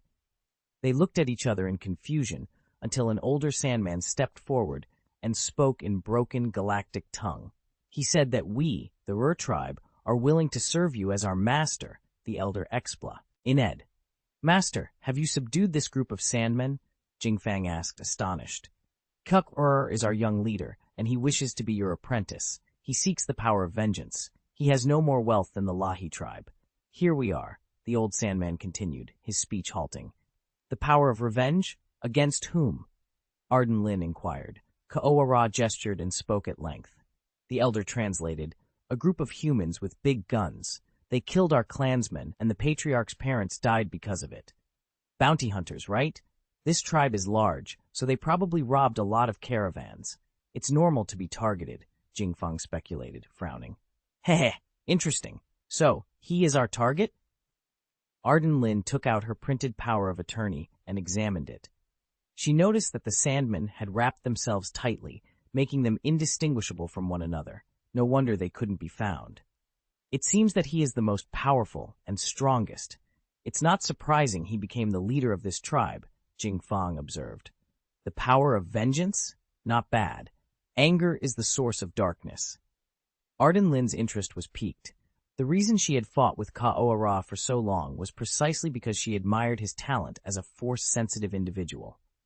As one of the first Jedi Knights in the Milky Way to be exposed to the dark side of the Force and a key figure in the first Jedi Civil War, Arden Lin possessed extraordinary vision and knowledge. She recognized Lahi's talent, which was far from ordinary. "Then, let's stay here for a while. You also need to recuperate," Arden Lin decided. "Live here for recuperation? Wouldn't it be better to just go back and soak in Bacta liquid?" Jing Fang was surprised. "If you complete this mission 10 more times, you might be able to afford a can of Bacta liquid. Have you been in the Jedi Order so long that you have no sense of the value of these things?" Arden Lin retorted, curling her lips. Jing Fang lowered his head, contemplating. It was true. In the Army of the Galactic Republic, top-level medical equipment was immediately arranged for any injury, unlike now. He changed the subject, asking, "So you really plan to take him in as an apprentice? I just got another apprentice?" "Your junior brother is better than you now," Arden Lin waved her hand dismissively. I will arrange more training for you. What about the mission? Are we not doing it? Jingfang asked. If we don't do it, we don't do it. I just want to see if anyone dares to trouble me. Arden Lin snorted coldly. Also, I have a task for you. When you have time, teach him Galactic Common Language. Thus, Jingfang gained another junior brother, and the story of him and his powerful and beautiful master, Arden Lin, on Tatooine continued. Little did they know that this force-sensitive Sandman, in the original plot, would one day confront Darth Vader and nearly kill him. Chapter 1558, The Cage of the Trapped Beast, The Doomsday of the Second Galaxy Army, Part 1. What I can and cannot do is out of your control. When I tell you to do something, all I want to hear are two words, yes and sir. The Losers, on the First Cabinet of the Fourth Reich, by Francis Underwood. The Jaeger-class battlecruiser, The Bridge of Endurance. General Windu, we found traces of the Doom. An intelligence officer hurried over and reported loudly to Master Windu. Master Windu's electronic eyes immediately glowed red as he stood up. Where is it? Speak. The intelligence officer approached the holographic star map, pointing to one of the planets. We detected significant hyperspace fluctuations and energy reactions on the planet Akiva. This indicates a large number of spaceships have been operating intensively on this planet recently.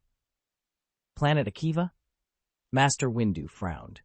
It's already outside the range of the Neutral Alliance, and it's not in this star sector. Are you sure it's their base of operations?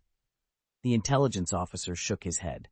I can't be certain, General Windu, but Akiva is the only place where we found large-scale hyperspace fluctuations after expanding our search range. It's difficult for an ordinary-sized fleet to cause such fluctuations, and we found no similar clues in the nearby star fields. Continue, Master Windu urged, still frowning. Recently, the largest squadron we've been attacked by had 8 Jaeger-class ships. Based on our recent encounters, the destroyer is likely carrying 10 to 20 kilometer-class battleships, possibly even a Behemoth-class battlecruiser. Given this scale, it's unlikely they could obtain supplies within the Neutral Alliance's range, so we expanded our search to the surrounding star areas, the intelligence officer explained. Master Windu nodded. Then we compared the hyperspace fluctuations during each recent attack and created this pattern, the intelligence officer continued, displaying a complex ripple pattern. The pattern seemed to be formed by thousands of mixed ripples, too intricate to decipher without instrumental analysis. But Master Windu understood it. This was the texture map of hyperspace fluctuations. Hyperspace is a high-dimensional space, and displaying its content in low-dimensional space results in such a pattern. It requires numerous low-dimensional images to represent a high-dimensional space picture. The hyperspace fluctuation detected at the hyperspace outpost was such a thing. Spanning hundreds of thousands of light-years, it was impossible to get an accurate picture. This pattern was the only basis. So, every time our fleet is attacked, there are such hyperspace fluctuations around the planet Akiva, Master Windu asked, examining the hyperspace ripples. That's correct. The larger the scale of the attack, the stronger the fluctuations on Akiva, the intelligence officer confirmed. Master Windu nodded. You may step back. Yes, sir. The intelligence officer saluted and retreated. Jedi Master Ki-Adi-Mundi, who had fallen into darkness, approached and looked at the information. Isn't it a little too coincidental? Master Windu nodded, then shook his head. Because it happens every time, I don't think it's a coincidence. If it were occasional, I would doubt it. This result suggests that the other party cannot control the occurrence of hyperspace fluctuations. These fluctuations occur with every activity. Rather than being uncontrollable, it seems that even if they know there are risks, they still proceed to get a rest. What do you think, Master Mundi? Master Mundi pondered for a moment. It makes sense. They might be desperate enough to take such risks. We should prepare for a confrontation on Akiva. Master Windu's eyes glowed brighter. Indeed, ready the fleet. We move to Akiva immediately. If it is based on your judgment just now, I think that can only be the most optimistic situation, Ki-Adi-Mundi said. But since the Jedi Order was attacked, all I can sense in the Force is Oz, and there's no way to see the future. Even after so many days, when Ki-Adi-Mundi talked about the Jedi Order and Order 66, he only referred to it as an attack, still unwilling to admit that the Jedi Order had been wiped out. But we can't go on like this. Now is different from when the Fang Fang attacked. Back then, the entire Galactic Republic was behind us, and we had enough time and supplies to fight against the Fang Fang. But now, the Alliance of Neutrals still hasn't fully accepted our control. To meet the consumption of such a large fleet, we must calculate carefully every day. If we do not solve the destruction, we will cut off the supply sooner or later, Master Windu said. Master Mundi nodded. That's true. Our last reliance is the main fleet of the Second Galaxy Army, but this is the only thing we have. We must not lose it. I agree to attack the planet Akiva. But we still have to be cautious, Master Windu added. The Akiva Galaxy is closer to the Yawan Galaxy, and the hyperspace channel in the direction of the Yawan Galaxy is very complicated. We cannot rule out the possibility of an ambush there. If you take the normal route, the most convenient way to get to the Akiva Galaxy is through the Selanon Galaxy, but I think that direction will be ambushed instead. Why not gather the fleet in the Findar Galaxy? Suggested Ki-Adi-Mundi. The Findar Galaxy does have a channel that can lead to the Akiva Galaxy, but there are 2 black holes along that route. Under the influence of the mass projection of the black holes, only a small number of spaceships can navigate at one time. Additionally, the other party has the Venom sister ship Destroyer. A small number of warships have fought with it in the past, and it was a death sentence, Master Windu explained. Ki-Adi-Mundi responded, Our purpose is just to pose a threat. We gather the main force in the Findar Galaxy. If the opponent's destroyer is indeed in Akiva, then as long as they take action, we can directly attack planet Akiva. If they don't move, we will have plenty of time to further control the Alliance of Neutrals. Master Windu thought for a moment, then nodded. It is indeed a good plan. Let's do it. Let the staff draw up an action plan as soon as possible. Also, send people to continue to impose pressure on the Alliance of Neutrals and the planet Mandalorian. Mandalorian Planet, Concordia Satellite, Concordia State Capital. Heh. Mace Windu has already started to worry, Calfan Vizsla said with a sneer, holding a glass of expensive red wine in his hand. What happened? Asked Bo-Katan Kryze, a beautiful red-haired girl wearing a headband. She was the sister of the former Grand Duke of Mandalorian, Satine Kryze. Calfan Vizsla handed her a communication. Look, Bo-Katan examined the communication. It was from the Second Galaxy Army, asking Mandalorian to stabilize the situation as soon as possible and provide more supplies and ammunition to their fleet.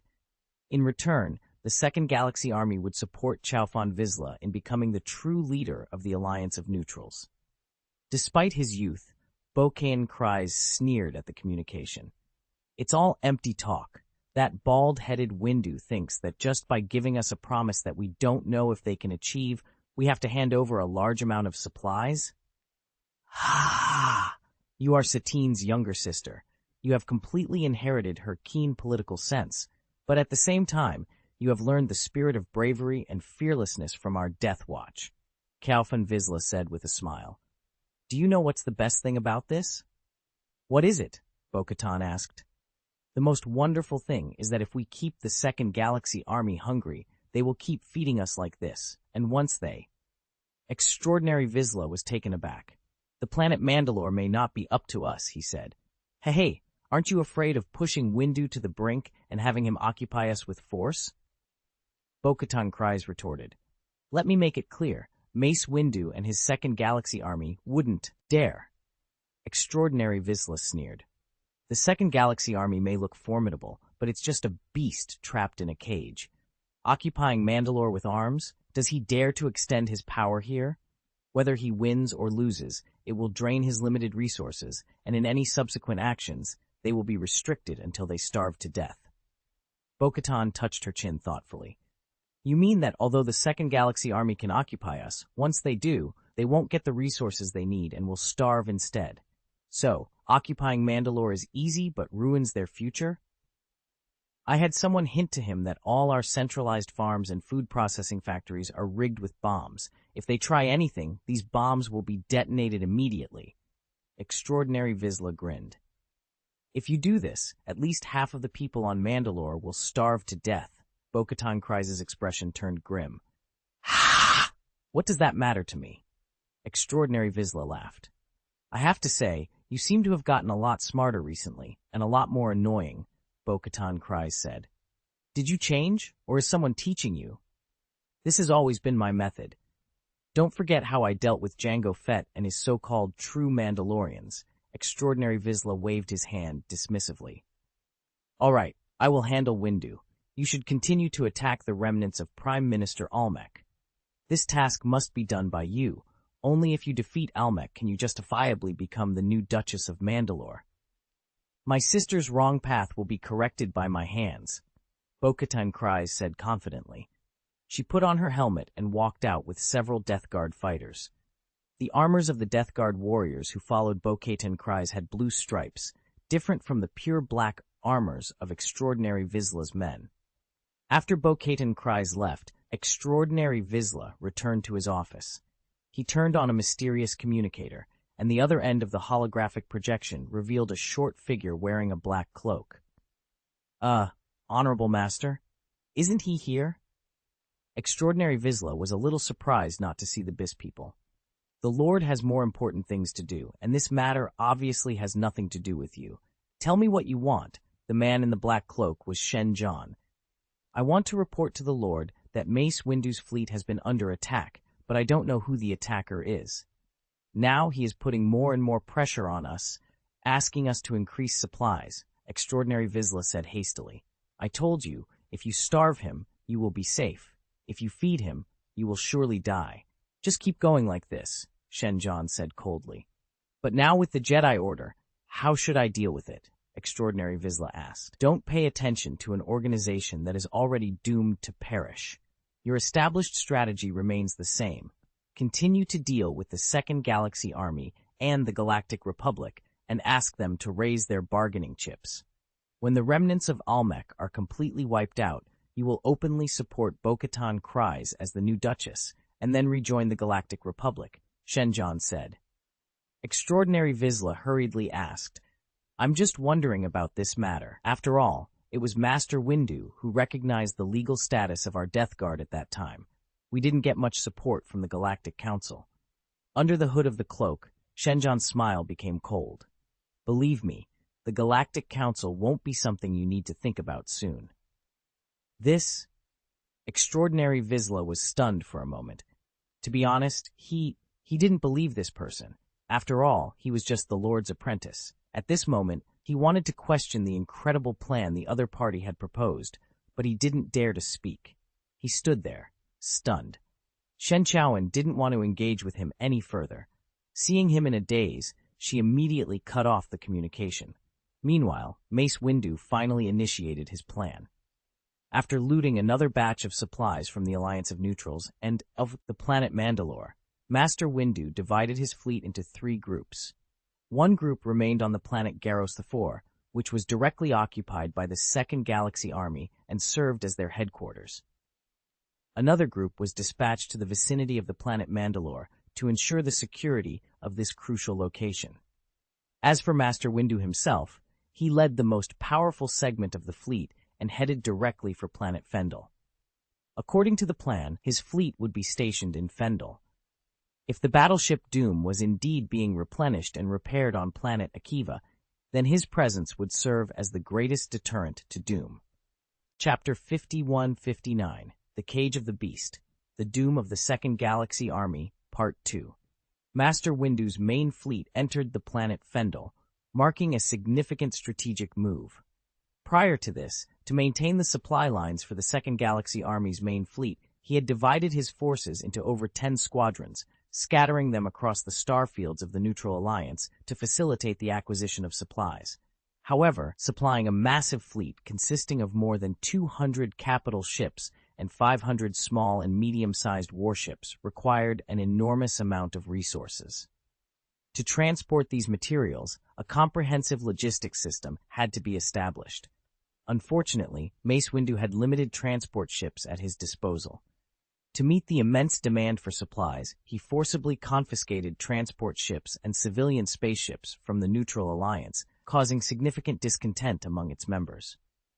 In the Republic, there would be dedicated factories and financial funds to provide these supplies. But now, expecting the Second Galaxy Army to pay for them was unrealistic. They had no money, no supplies, and not many personnel. They were essentially a fleet without a supporting infrastructure. Given a few more years, they might have been able to establish a foothold, develop production, combat pirates, and use the fleet to acquire supplies from surrounding star areas. However, this was merely a hopeful imagination. The harsh reality was that even if the Neutral Alliance exhausted all its resources, it could not support a fleet of nearly 300 warships. Despite the seemingly large number of 1,500 galaxies in the Neutral Alliance, the industrial capacity required to maintain such a fleet was far beyond their reach. For instance, repairing the armor of a Jaeger-class battlecruiser required the combined efforts of hundreds of planets. The rare metals and alloys needed for these warships were simply not available in sufficient quantities on these industrially underdeveloped planets. An analogy was often made. Constructing a 1,000-meter class battleship required industrial production capacity and working hours equivalent to at least 100 21st-century Earths. Thus, the Second Galaxy Army was destined for a grim fate. When Master Windu divided his fleet into three and led the largest contingent to planet Fendel, it inevitably caused significant unrest within the Neutral Alliance. Meanwhile, on the side of the Confederacy of Independent Galaxies, Mace Windu's military actions also caused considerable alarm. General Grievous's fleet was stationed on the planet Salukami, a critical gateway to the core control area of the Confederacy of Independent Systems. In the original plot, capturing Salukami was considered a decisive victory, leading to the Galactic Republic's counterattack that ultimately destroyed the Confederacy's final control area. "What did you say? Mace Windu's fleet went to the Fendel Galaxy," General Grievous roared. "Yes, General. The main force of the Second Galaxy Army has moved to Fendel," a tactical droid reported. "Did he know?" General Grievous paced back and forth on the bridge, hands clasped behind his back.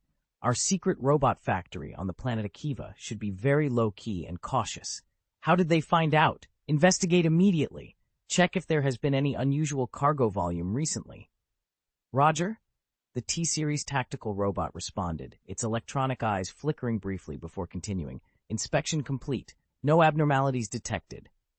We can't afford to lose the secret factory on planet Akiva." General Grievous paced back and forth, his mechanical limbs clanking with each step. "Give me a plan immediately. If we need to divide our forces to reinforce planet Akiva, what scenarios might we face?" "If we divert troops from the front lines on Salukami, the Galactic Republic fleet assembled before us has a probability of over 70% to launch another attack," the T-Series tactical robot explained. "According to tactical analysis, we can only reorganize the fleet in the rear for reinforcements." "Sir, there's an incoming communication," reported the B-1 battle robot in charge of communications. "Patch it through," General Grievous commanded, waving his hand impatiently. "Roger, Roger." The B-1 robot operated the console, and soon a figure appeared on the screen. The figure wore the neat uniform of the Duchy of Dawn's admiral, with blue skin and red eyes. It was Severance Tan. "General Grievous, I'm here to inform you that in my previous battle plan, I used the hyperspace fluctuation signals from planet Akiva. Specifically, I revealed these signals to Mace Windu's Second Galaxy Army," Severance Tan stated bluntly. "I believe he has moved the main fleet to Fendel, and you should be aware of this." "You bastard! You'd better have a reasonable explanation. Don't forget, the fleet you command now was given to you by me." General Grievous fumed. Severance Tan sneered. If the hyperspace signal from the ships coming and going from planet Akiva wasn't used as bait, Mace Windu wouldn't have taken the bait so easily. "You want to attack the Second Galaxy Army?" General Grievous's eyes, visible through his mechanical mask, flashed fiercely. "But now they have separated from the Galactic Republic. What happens to them is none of my concern. All I want is to eliminate them," Severance Tan replied. "So I need your help now." "You used our secret robot factory as bait without my permission. How dare you ask for my help now?" General Grievous growled. "A chance to destroy the Second Galaxy Army," Severance Tan said calmly. General Grievous's eyes darkened, and he asked viciously, "How do you want me to help you?" "Deploy the Titan battleship Shadow," Severance Tan suggested. If I remember correctly, this Titan battleship is currently docked at Parmante Harbor for final outfitting. It should be sufficient for some low-intensity battles. Do you think a battle with the Second Galaxy Army, which is still formidable, will be low intensity? General Grievous snorted coldly. For me, it will be, but for you, I can't guarantee it, Severance Tan sneered. Chapter 1560, The Cage of the Trapped Beast, The Doom of the Second Galaxy Army, Part 3.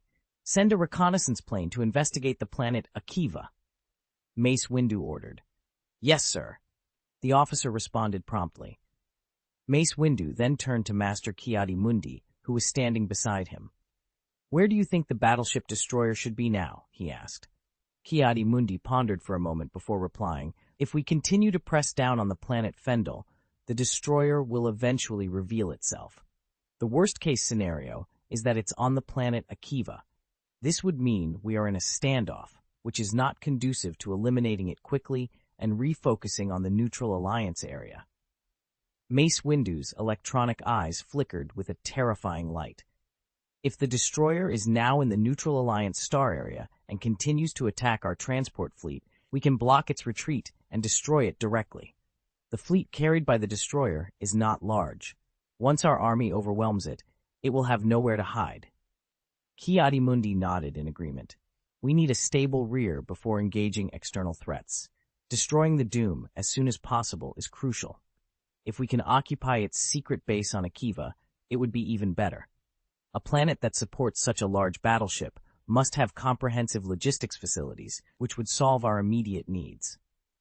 Continue the investigation, Mace Windu commanded. Also, instruct Master Ray Gull to keep pressuring the planet Mandalore. He must make it clear to the extraordinary Vizsla that apart from our Second Galaxy Army, no one else in the galaxy will recognize their legitimacy. If they don't want to become a group of wandering terrorists again, they must obey me. Understood, Ki-Adi-Mundi replied. Planet Fendel was not an ideal location for stationing a fleet, but it had a few usable spaceports.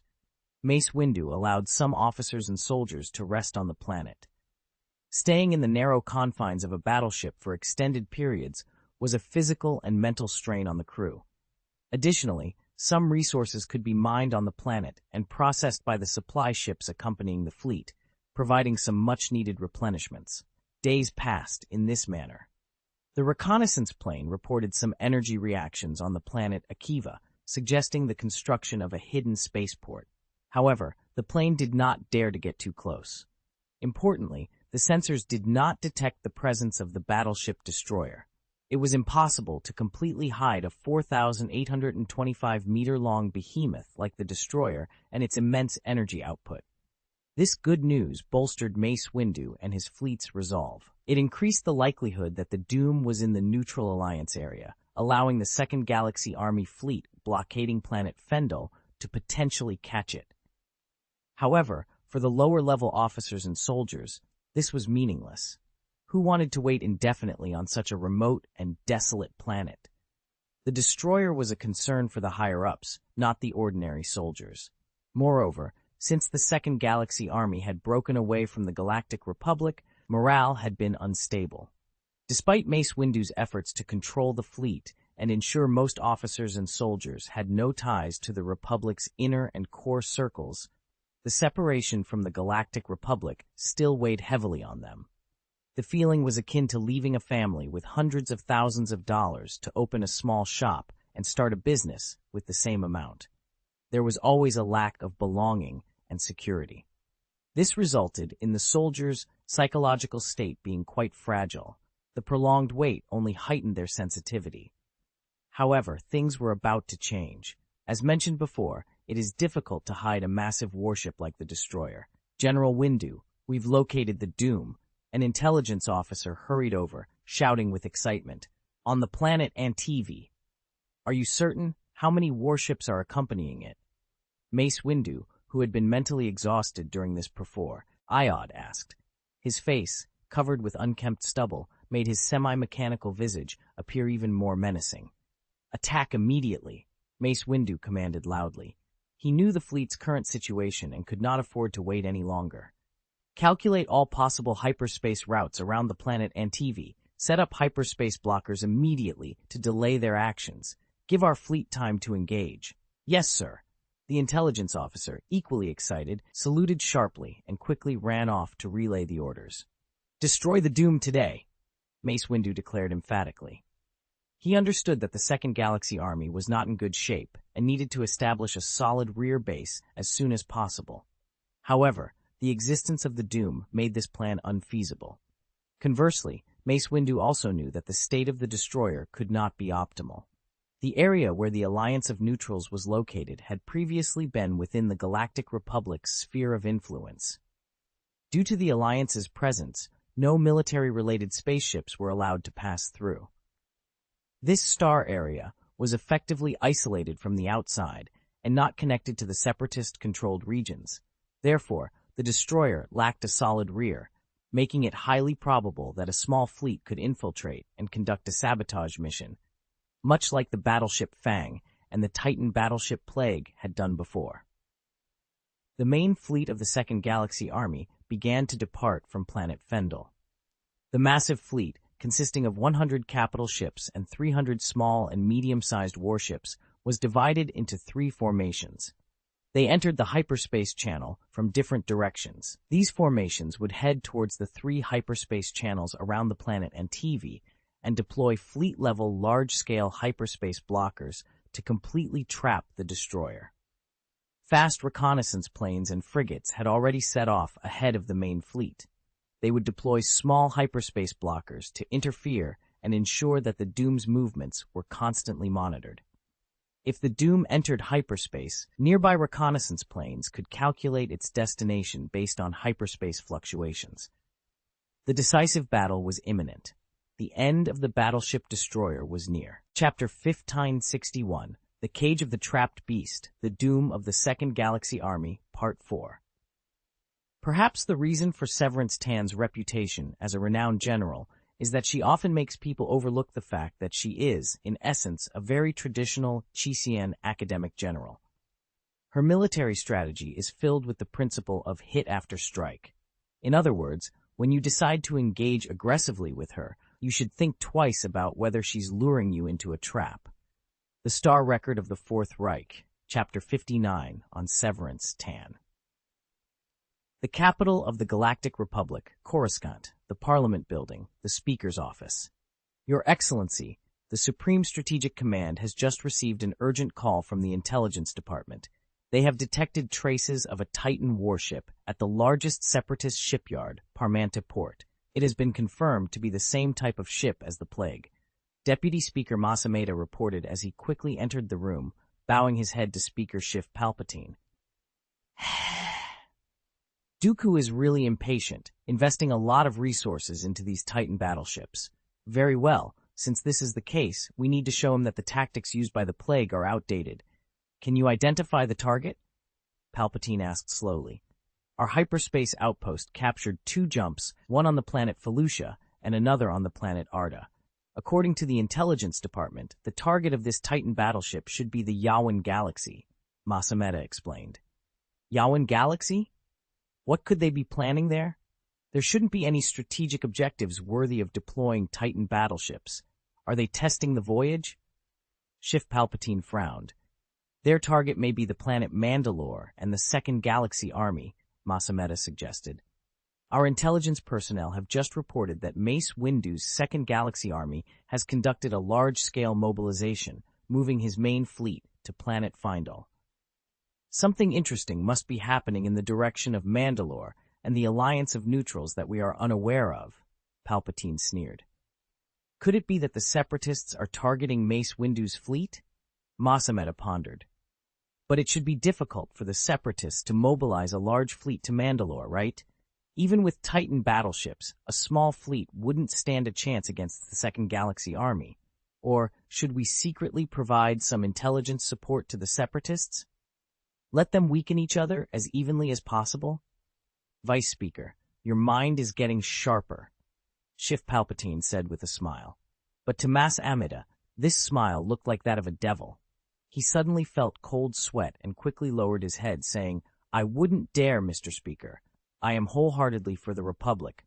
No, for serving you. Heh. All right. We don't need to get involved in this matter. Just let the intelligence department continue to monitor the situation, Shift Palpatine said. If the Separatists dare to make such a move, it means they must have their own confidence. When you don't understand the situation, it's best not to intervene indiscriminately. Otherwise, it could change the balance of power and turn an evenly matched contest into a one-sided massacre, which is not desirable. Understood. Your Excellency Speaker has a great opinion, Masameda hurriedly flattered. In addition, prepare some supplies. If Mace Windu can hold out, send these supplies to help them persevere.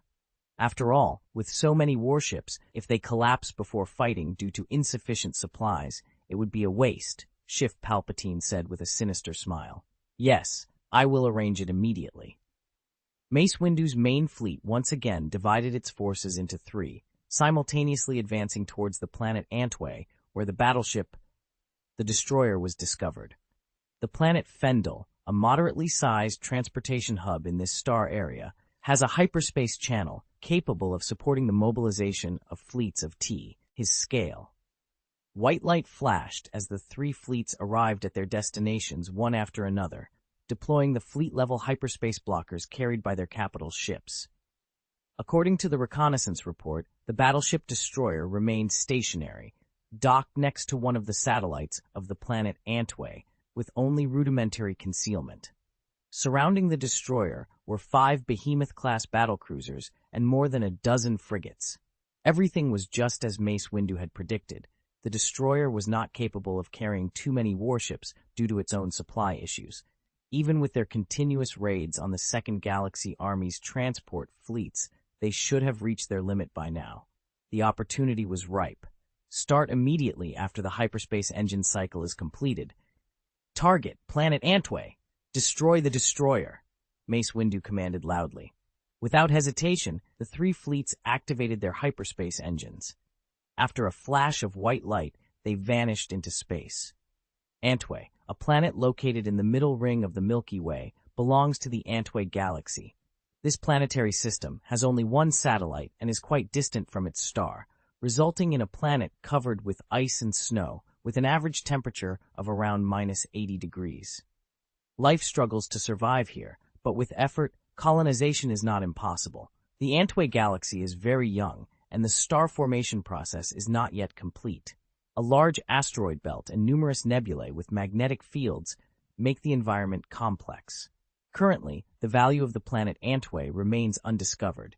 In the original plot, it wasn't until the time of the Galactic Empire that an outpost was built here, revealing that the planet produced many rare elements. These rare elements are key materials for refining frick alloys. Frick alloy is a material with extremely high strength and high temperature resistance, capable of withstanding even a lightsaber's strike. Currently, the output of this alloy is very low. The high-voltage electric staff wielded by the IG-100 guard robot produced by the Interstellar Banking Association is made of frick alloy, enabling the robot to combat Jedi Knights. During the Galactic Empire period, the outer armor of the formidable Dark Soldiers was also made of frick alloy.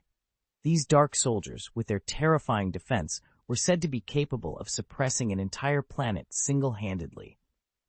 This is the frightening power of frick alloy, as no ordinary planetary weapon can harm it. Thank you for the 300 starting coins rewarded by Morning Wu Huaxia. Thanks to Kyoyor for a reward of 100 starting coins. Thanks to the Tactical Master for rewarding the Village Special 100 starting coins. I am currently traveling and relaxing in Sanya. This period has been very challenging. I have brought my laptop with me and will try my best to ensure updates, though the timing may sometimes be irregular.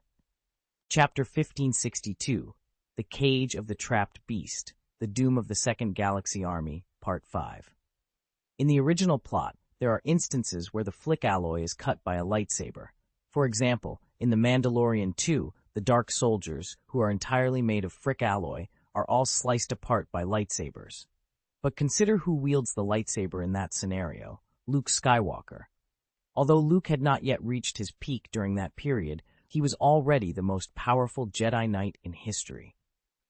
On June 28, 20 Bui, on the planet Antway, a planet of great future value but currently chosen as the main battlefield by interested parties, a monumental battle erupted, shaking the entire galaxy. In the afternoon of the 28th, Galactic Standard Time, Mace Windu led the main fleet of the Second Galaxy Army into 3 groups, converging on the Antway Galaxy from 3 directions. The main fleet consisted of 118 capital ships, including 80 Jaeger-class battlecruisers, 5 Invincible-class battlecruisers, 25 Dreadnought-class heavy cruisers, and 8 Victory-On-class star destroyers, with a total of 20,000 personnel. Additionally, there were 325 small and medium warships, including 90 Arctans-class light cruisers, 50 Carrack-class light cruisers, 50 armed Consul-class cruisers, 50 CR-70 frigates, 80 DP-20 anti-aircraft gunboats, and 5 Apocalypse-class light cruisers. While this force was formidable, a closer look revealed that it was actually composed of older warship configurations from the early days of the Galactic Republic's war efforts. The fleet lacked many new warships, relying heavily on the Jaeger-class battlecruisers. Both the Invincible-class battlecruisers and Dreadnought-class heavy cruisers were outdated models. Similarly, the Carrack-class light cruisers and CR-70 frigates were no longer in production, and the Consul-class cruisers, originally diplomatic ships, had been hastily retrofitted with turrets for combat. The 5 Apocalypse-class light cruisers were also outdated, purchased from the black market by the Republic's Ministry of Science and Technology for research, only to be discarded to the Navy as cannon fodder. Despite these shortcomings, the fleet was still large and imposing, far superior to the local defense fleets typically encountered by the Galactic Republic during this period. This was a well-trained, regular army. Mace Windu coldly observed the target marked on the holographic star map. As reported by the reconnaissance plane, the battleship destroyer was hidden in the shadow of Antway's satellite, accompanied by a dozen other battleships. "This is the culprit that has been disrupting our supply lines," Mace Windu declared, his voice filled with resolve. "Fire at will. Target, the Antway satellite." Before the other 2 fleets could arrive, Master Windu issued the attack order. Instead of targeting the enemy battleships directly, he commanded a bombardment of the satellite where the destroyer was hiding. The satellite was barren, so there was no concern about collateral damage. Powerful turbolaser cannons fired continuously, and the combined attacks of hundreds of warships rained down on the satellite. From the surface, one could see destructive beams of light descending from the sky, causing massive explosions and flames. The assault was relentless. The XX-9 heavy-duty turbolaser cannon on the Jaeger-class battlecruiser unleashed devastating shots, each causing damage over tens of kilometers in diameter. The violent bombardment soon triggered tectonic movements on the Antway satellite, resulting in continuous earthquakes and the formation of several towering volcanoes, some reaching heights of 10,000 meters. These volcanoes spewed hot lava under the pressure of the explosions, followed by a shower of meteors and fire raining down on the satellite's surface. The destroyer battleship, unable to remain hidden any longer, began to maneuver, heading towards Master Windu's fleet. On the Behemoth-class battlecruiser trailing behind, the Yamato guns started to recharge, preparing for the first wave of high firing. "Notify all ships to form a dispersal formation. Be aware of the destroyer's electromagnetic pulse. Launch the fighter formation." The fleet commander standing beside Mace Windu took over tactical command, issuing a series of instructions. Since the first appearance of the Conqueror-class battleship, the Tusk, on the battlefield, the Galactic Republic had been researching countermeasures. Scientists from the research department collaborated with major industrial groups to enhance electromagnetic pulse protection for all warships. Additionally, fleet commanders were instructed to adopt a dispersed formation when facing the Conqueror class to avoid being incapacitated by a single electromagnetic pulse attack. The scattered fleet formation posed challenges for mutual cover and cooperation between warships, a task left to the fighter formation to manage. Under the commander's direction, the main fleet of the Second Galaxy Army completed its deployment, arranging in a formation spanning tens of thousands of kilometers to encircle the enemy. Over 5,000 fighter jets took off simultaneously, with 4,000 providing cover around the formation and 1,000, launching the first wave of attacks on the destroyer. General Tan, the Republic fleet is spreading out, and their fighter jets will reach our position in 5 minutes. The number is 1,000, reported the fleet adjutant on the bridge of the destroyer to Severance Tan. Proceed according to the plan. Shrink the formation and move to the predetermined coordinates. Ignore the scattered firepower of the Republic fleet and focus on dealing with their fighter jets, Severance Tan instructed, checking the holographic star map. Starboard high-energy electromagnetic pulse gun. Begin recharging. Yes, ma'am. Recharging the directional electromagnetic pulse gun. On the starboard side of the destroyer, a massive disc-shaped device with a diameter of hundreds of meters began to accumulate currents towards the center, forming a dazzling ball of lightning. 90%, 95%, fully charged. They've detected our charging, and the Republic battleships are evading, an officer reported. Ignore them. Fire. Severance Tan ordered calmly. Directional high-energy electromagnetic pulse gun. Fire. The fire system operator pressed the button. The immense 4,825-meter-long hull of the destroyer vibrated from the powerful energy discharge. The dazzling electric light concentrated on the starboard dish device shot out instantly. The ball of lightning accelerated, expanding its coverage area. Eventually, the lightning became invisible to the naked eye, but the electromagnetic pulse's reach extended over thousands of kilometers. The Republic's fighter jets caught in its path were paralyzed and staggered, and even the Jaeger-class battlecruisers were not spared. Chapter 1563, The Cage of the Trapped Beast, The Doom of the Second Galaxy Army, Part 6. The electromagnetic pulse's coverage spanned thousands of kilometers. Despite the Republic fleet's early attempts to evade, some warships were still affected. The Galactic Republic had been researching ways to counter the Conqueror-class battleship, and the scientists of the Confederation of Independent Galaxy were naturally competing to further improve their weapon designs. The destroyer battleship now employed the improved version 2.0 directional high-energy electromagnetic pulse gun. The most significant enhancements were the range and diffusion speed of the electromagnetic pulse, as depicted when Anakin Skywalker piloted a spacecraft to avoid the pulse. Smaller and medium-sized warships, including the CR-70 frigate, simply could not withstand this wide-range electromagnetic pulse. All electronic systems on the affected warships were completely paralyzed, and their engines lost all power, leaving them adrift in space. However, the Jaeger-class battlecruiser managed to withstand the destroyer's electromagnetic pulse this time. Although most of the electronic systems on the 3 affected Jaeger-class ships were still paralyzed, the critical energy systems remained operational, allowing the battleships to withdraw from the battlefield quickly. In addition to the key protection of the energy system, the Hunter-class battlecruiser also had a complete set of electromagnetic pulse defense systems protecting its communication system. This ensured that if the battleship was raided by the Conqueror-class battleship, it could still send back news of the attack. Severance Tan immediately rushed in this direction after launching the directional electromagnetic pulse. The destroyer was equipped with medium-sized turbolaser cannons. Although there were as many as 500 dual-mounted turrets, they suffered in terms of effective range. To maximize firepower, they had to get closer. Ha! Courting death!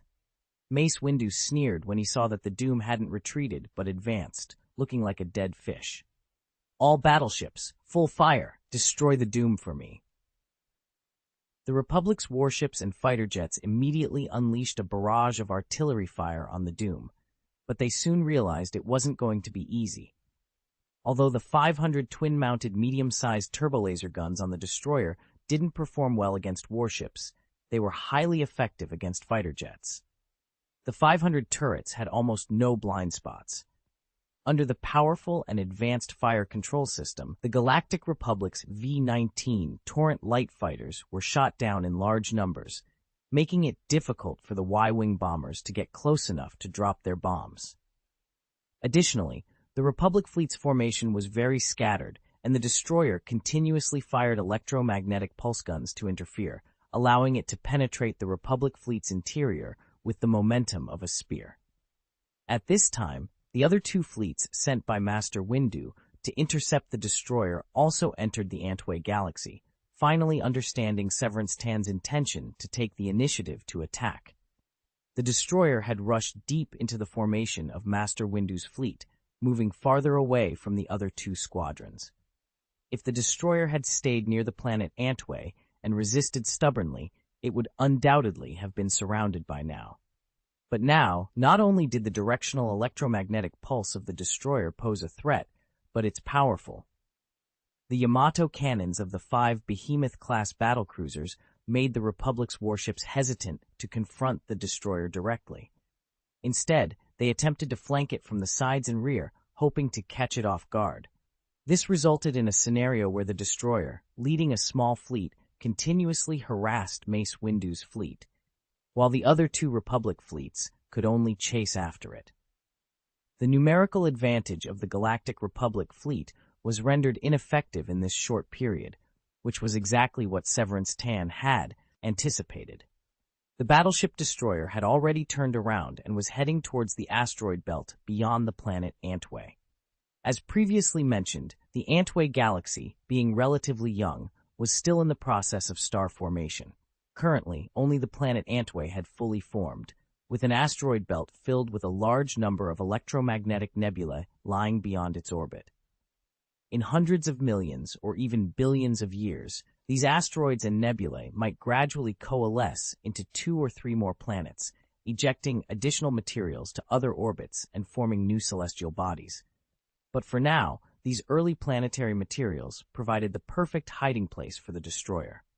Observing the destroyer's movement, Mace Windu clenched his teeth, his expression growing increasingly fierce. "What? You think you can run? Catch up. Don't let the destroyer escape. We have a bloody debt to settle."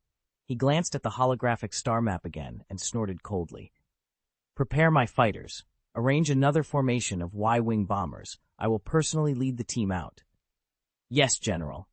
The fleet commander hurriedly made the arrangements, but then cautiously added, "General Windu, the information we received from local communications confirms that the enemy commander is Severance Tan."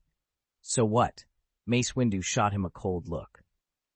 "Well, Severance Tan is a renowned general on the Separatist side and has never been defeated on the battlefield," the fleet commander whispered. "Never defeated? Humph! I recall my apprentice Shen Qiaowen chasing her like a lost dog." Mace Windu retorted. "But, General Windu, Severance Tan—" "I know," Mace Windu interrupted, waving his hand dismissively. "She is an expert in fleet command, unmatched in military strategy. But right now she has limited troops at her disposal. If we don't seize this opportunity to eliminate her, do you think we can defeat her when she commands a larger force?" "Attack!" Mace Windu barked, ignoring the hesitant admiral. He turned and strode out of the bridge, quickly disappearing down the corridor. "General Sopnos, do you think there might be a problem this time?" a staff officer asked, approaching the fleet commander. "Based on my military experience, I can't see how the destroyer can escape. Their retreat is cut off, and the Separatists have no reinforcements to send.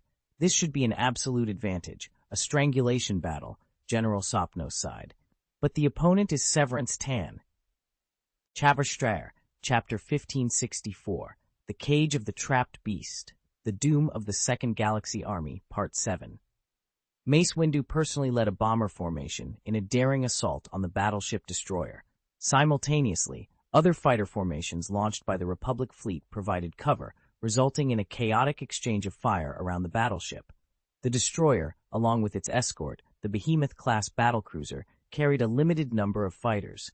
However, these were the latest triple robot fighters from the Confederation of Independent Galaxies. Due to a reduction in production by the Technology Alliance, the stock of these fighters was dwindling. Count Dooku was already considering importing unmanned fighter jets from the Duchy of Dawn. The fighters from both sides swarmed around the battleship like flies, moving so fast they were almost impossible to track with the naked eye. The sky was filled with countless small laser beams and powerful airborne proton torpedoes, causing the shields to explode in ripples of energy. The Behemoth-class battlecruiser boasted formidable close-range firepower, quickly spreading a barrage to protect the battleship. Only the ARC-170 heavy fighters, with their deflector shields, could get close enough to drop bombs. The V-19 Torrent light fighters, on the other hand, couldn't even approach. The battleship destroyer was even more terrifying.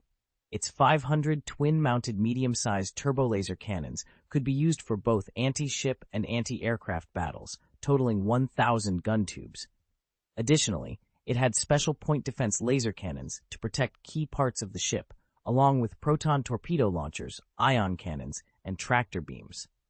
The fire net around the destroyer was nearly impenetrable. A large number of Republic fighter formations rushed in, but they were shot down one by one, having no significant impact. At this moment, Master Windu led his bomber formation into the fray. He piloted his ETA-2 fighter jet with incredible agility through the fire net, but couldn't find a gap to exploit. It wasn't that he couldn't break through alone, but he couldn't do so with his bomber formation in tow. The ETA-2 fighter jet, while top tier in speed and maneuverability, had limited firepower due to its small size. It was designed specifically for Jedi Knights as an air superiority fighter. Therefore, Master Windu needed to bring the bomber formation close to the destroyer to pose a real threat to the super warship. Laser beams zipped past the cockpit, and the fighter's extreme speed made it impossible for ordinary pilots to react. Galactic Republic fighters were often equipped with navigation robots to assist with evasive maneuvers, but Mace Windu didn't need one. With his ability to predict the future through the Force, he could react before incoming fire arrived, especially during ultra-high-speed maneuvers where distances of thousands of kilometers could be covered in an instant, something even computers couldn't handle. Increase acceleration to 300 G. Let the navigation robots take over and follow me. Mace Windu commanded over the communication channel. This level of acceleration was trivial for him, but for the ordinary pilots flying Y-wing bombers, it was the limit of what their bodies could endure, even with the advanced airborne anti-gravity buffer systems. This highlighted the vast difference between Jedi Knights and ordinary people. Despite the challenges, Mace Windu led the bomber formation, determined to break through the defenses and strike at the heart of the enemy. The Republic fleet hovered around the periphery, wary of getting too close. When the Conqueror-class ship fires its electromagnetic pulse cannon, there will be a gap in its firepower. The charging rate of its 500 turbo-laser cannons will also slow down. That's our chance, Mace Windu declared. Notify our fleet to intensify their firepower and create the conditions for the Doom to fire. His order essentially meant using his own fleet as bait. Admiral Sopnos turned pale upon receiving the command. Mace Windu was effectively rearranging the fleet into a denser formation. This would concentrate their firepower, but the destroyer's electromagnetic pulse, which could span thousands of kilometers, might incapacitate more of their own ships. If Mace Windu's plan failed, the consequences would be catastrophic. However, Admiral Sopnos knew that Mace Windu was not an ordinary Jedi. He was more direct and ruthless. Disobeying a military order could result in arrest or even execution. Notify the 2 squadrons approaching from the rear to maintain a loose formation and reinforce the battle as soon as possible. The remaining warships should adjust their formation and block the destroyer for me. Admiral Sopnos decided. The Republic fleet began to reconfigure. Over 30 Jaeger-class battlecruisers split into 2 groups, each with more than 10 capital ships and dozens of smaller vessels. The high-energy electromagnetic pulse could affect all these ships with just 2 shots. Even if the Jaeger-class battlecruisers retained some maneuverability, they would lose combat effectiveness and become easy targets. As time ticked by, the destroyer remained as steady as a mountain, showing no intention of firing an electromagnetic pulse. Ah, wow! A scream echoed through the communication channel. A Y-wing bomber had been hit by a point defense laser cannon on its wing. The pilot, realizing the dire situation, let out a final scream before being struck by a turbo-laser cannon, turning the bomber into a fiery explosion. Only 8 Y-wing bombers remained with Mace Windu's fighters. Damn it! Why? Mace Windu's anger surged. I gave her the best chance. Why didn't she take it? Does she know that if she opens fire, I would seize the opportunity? Damn it! But if that's the case, it only delays the Doom's demise.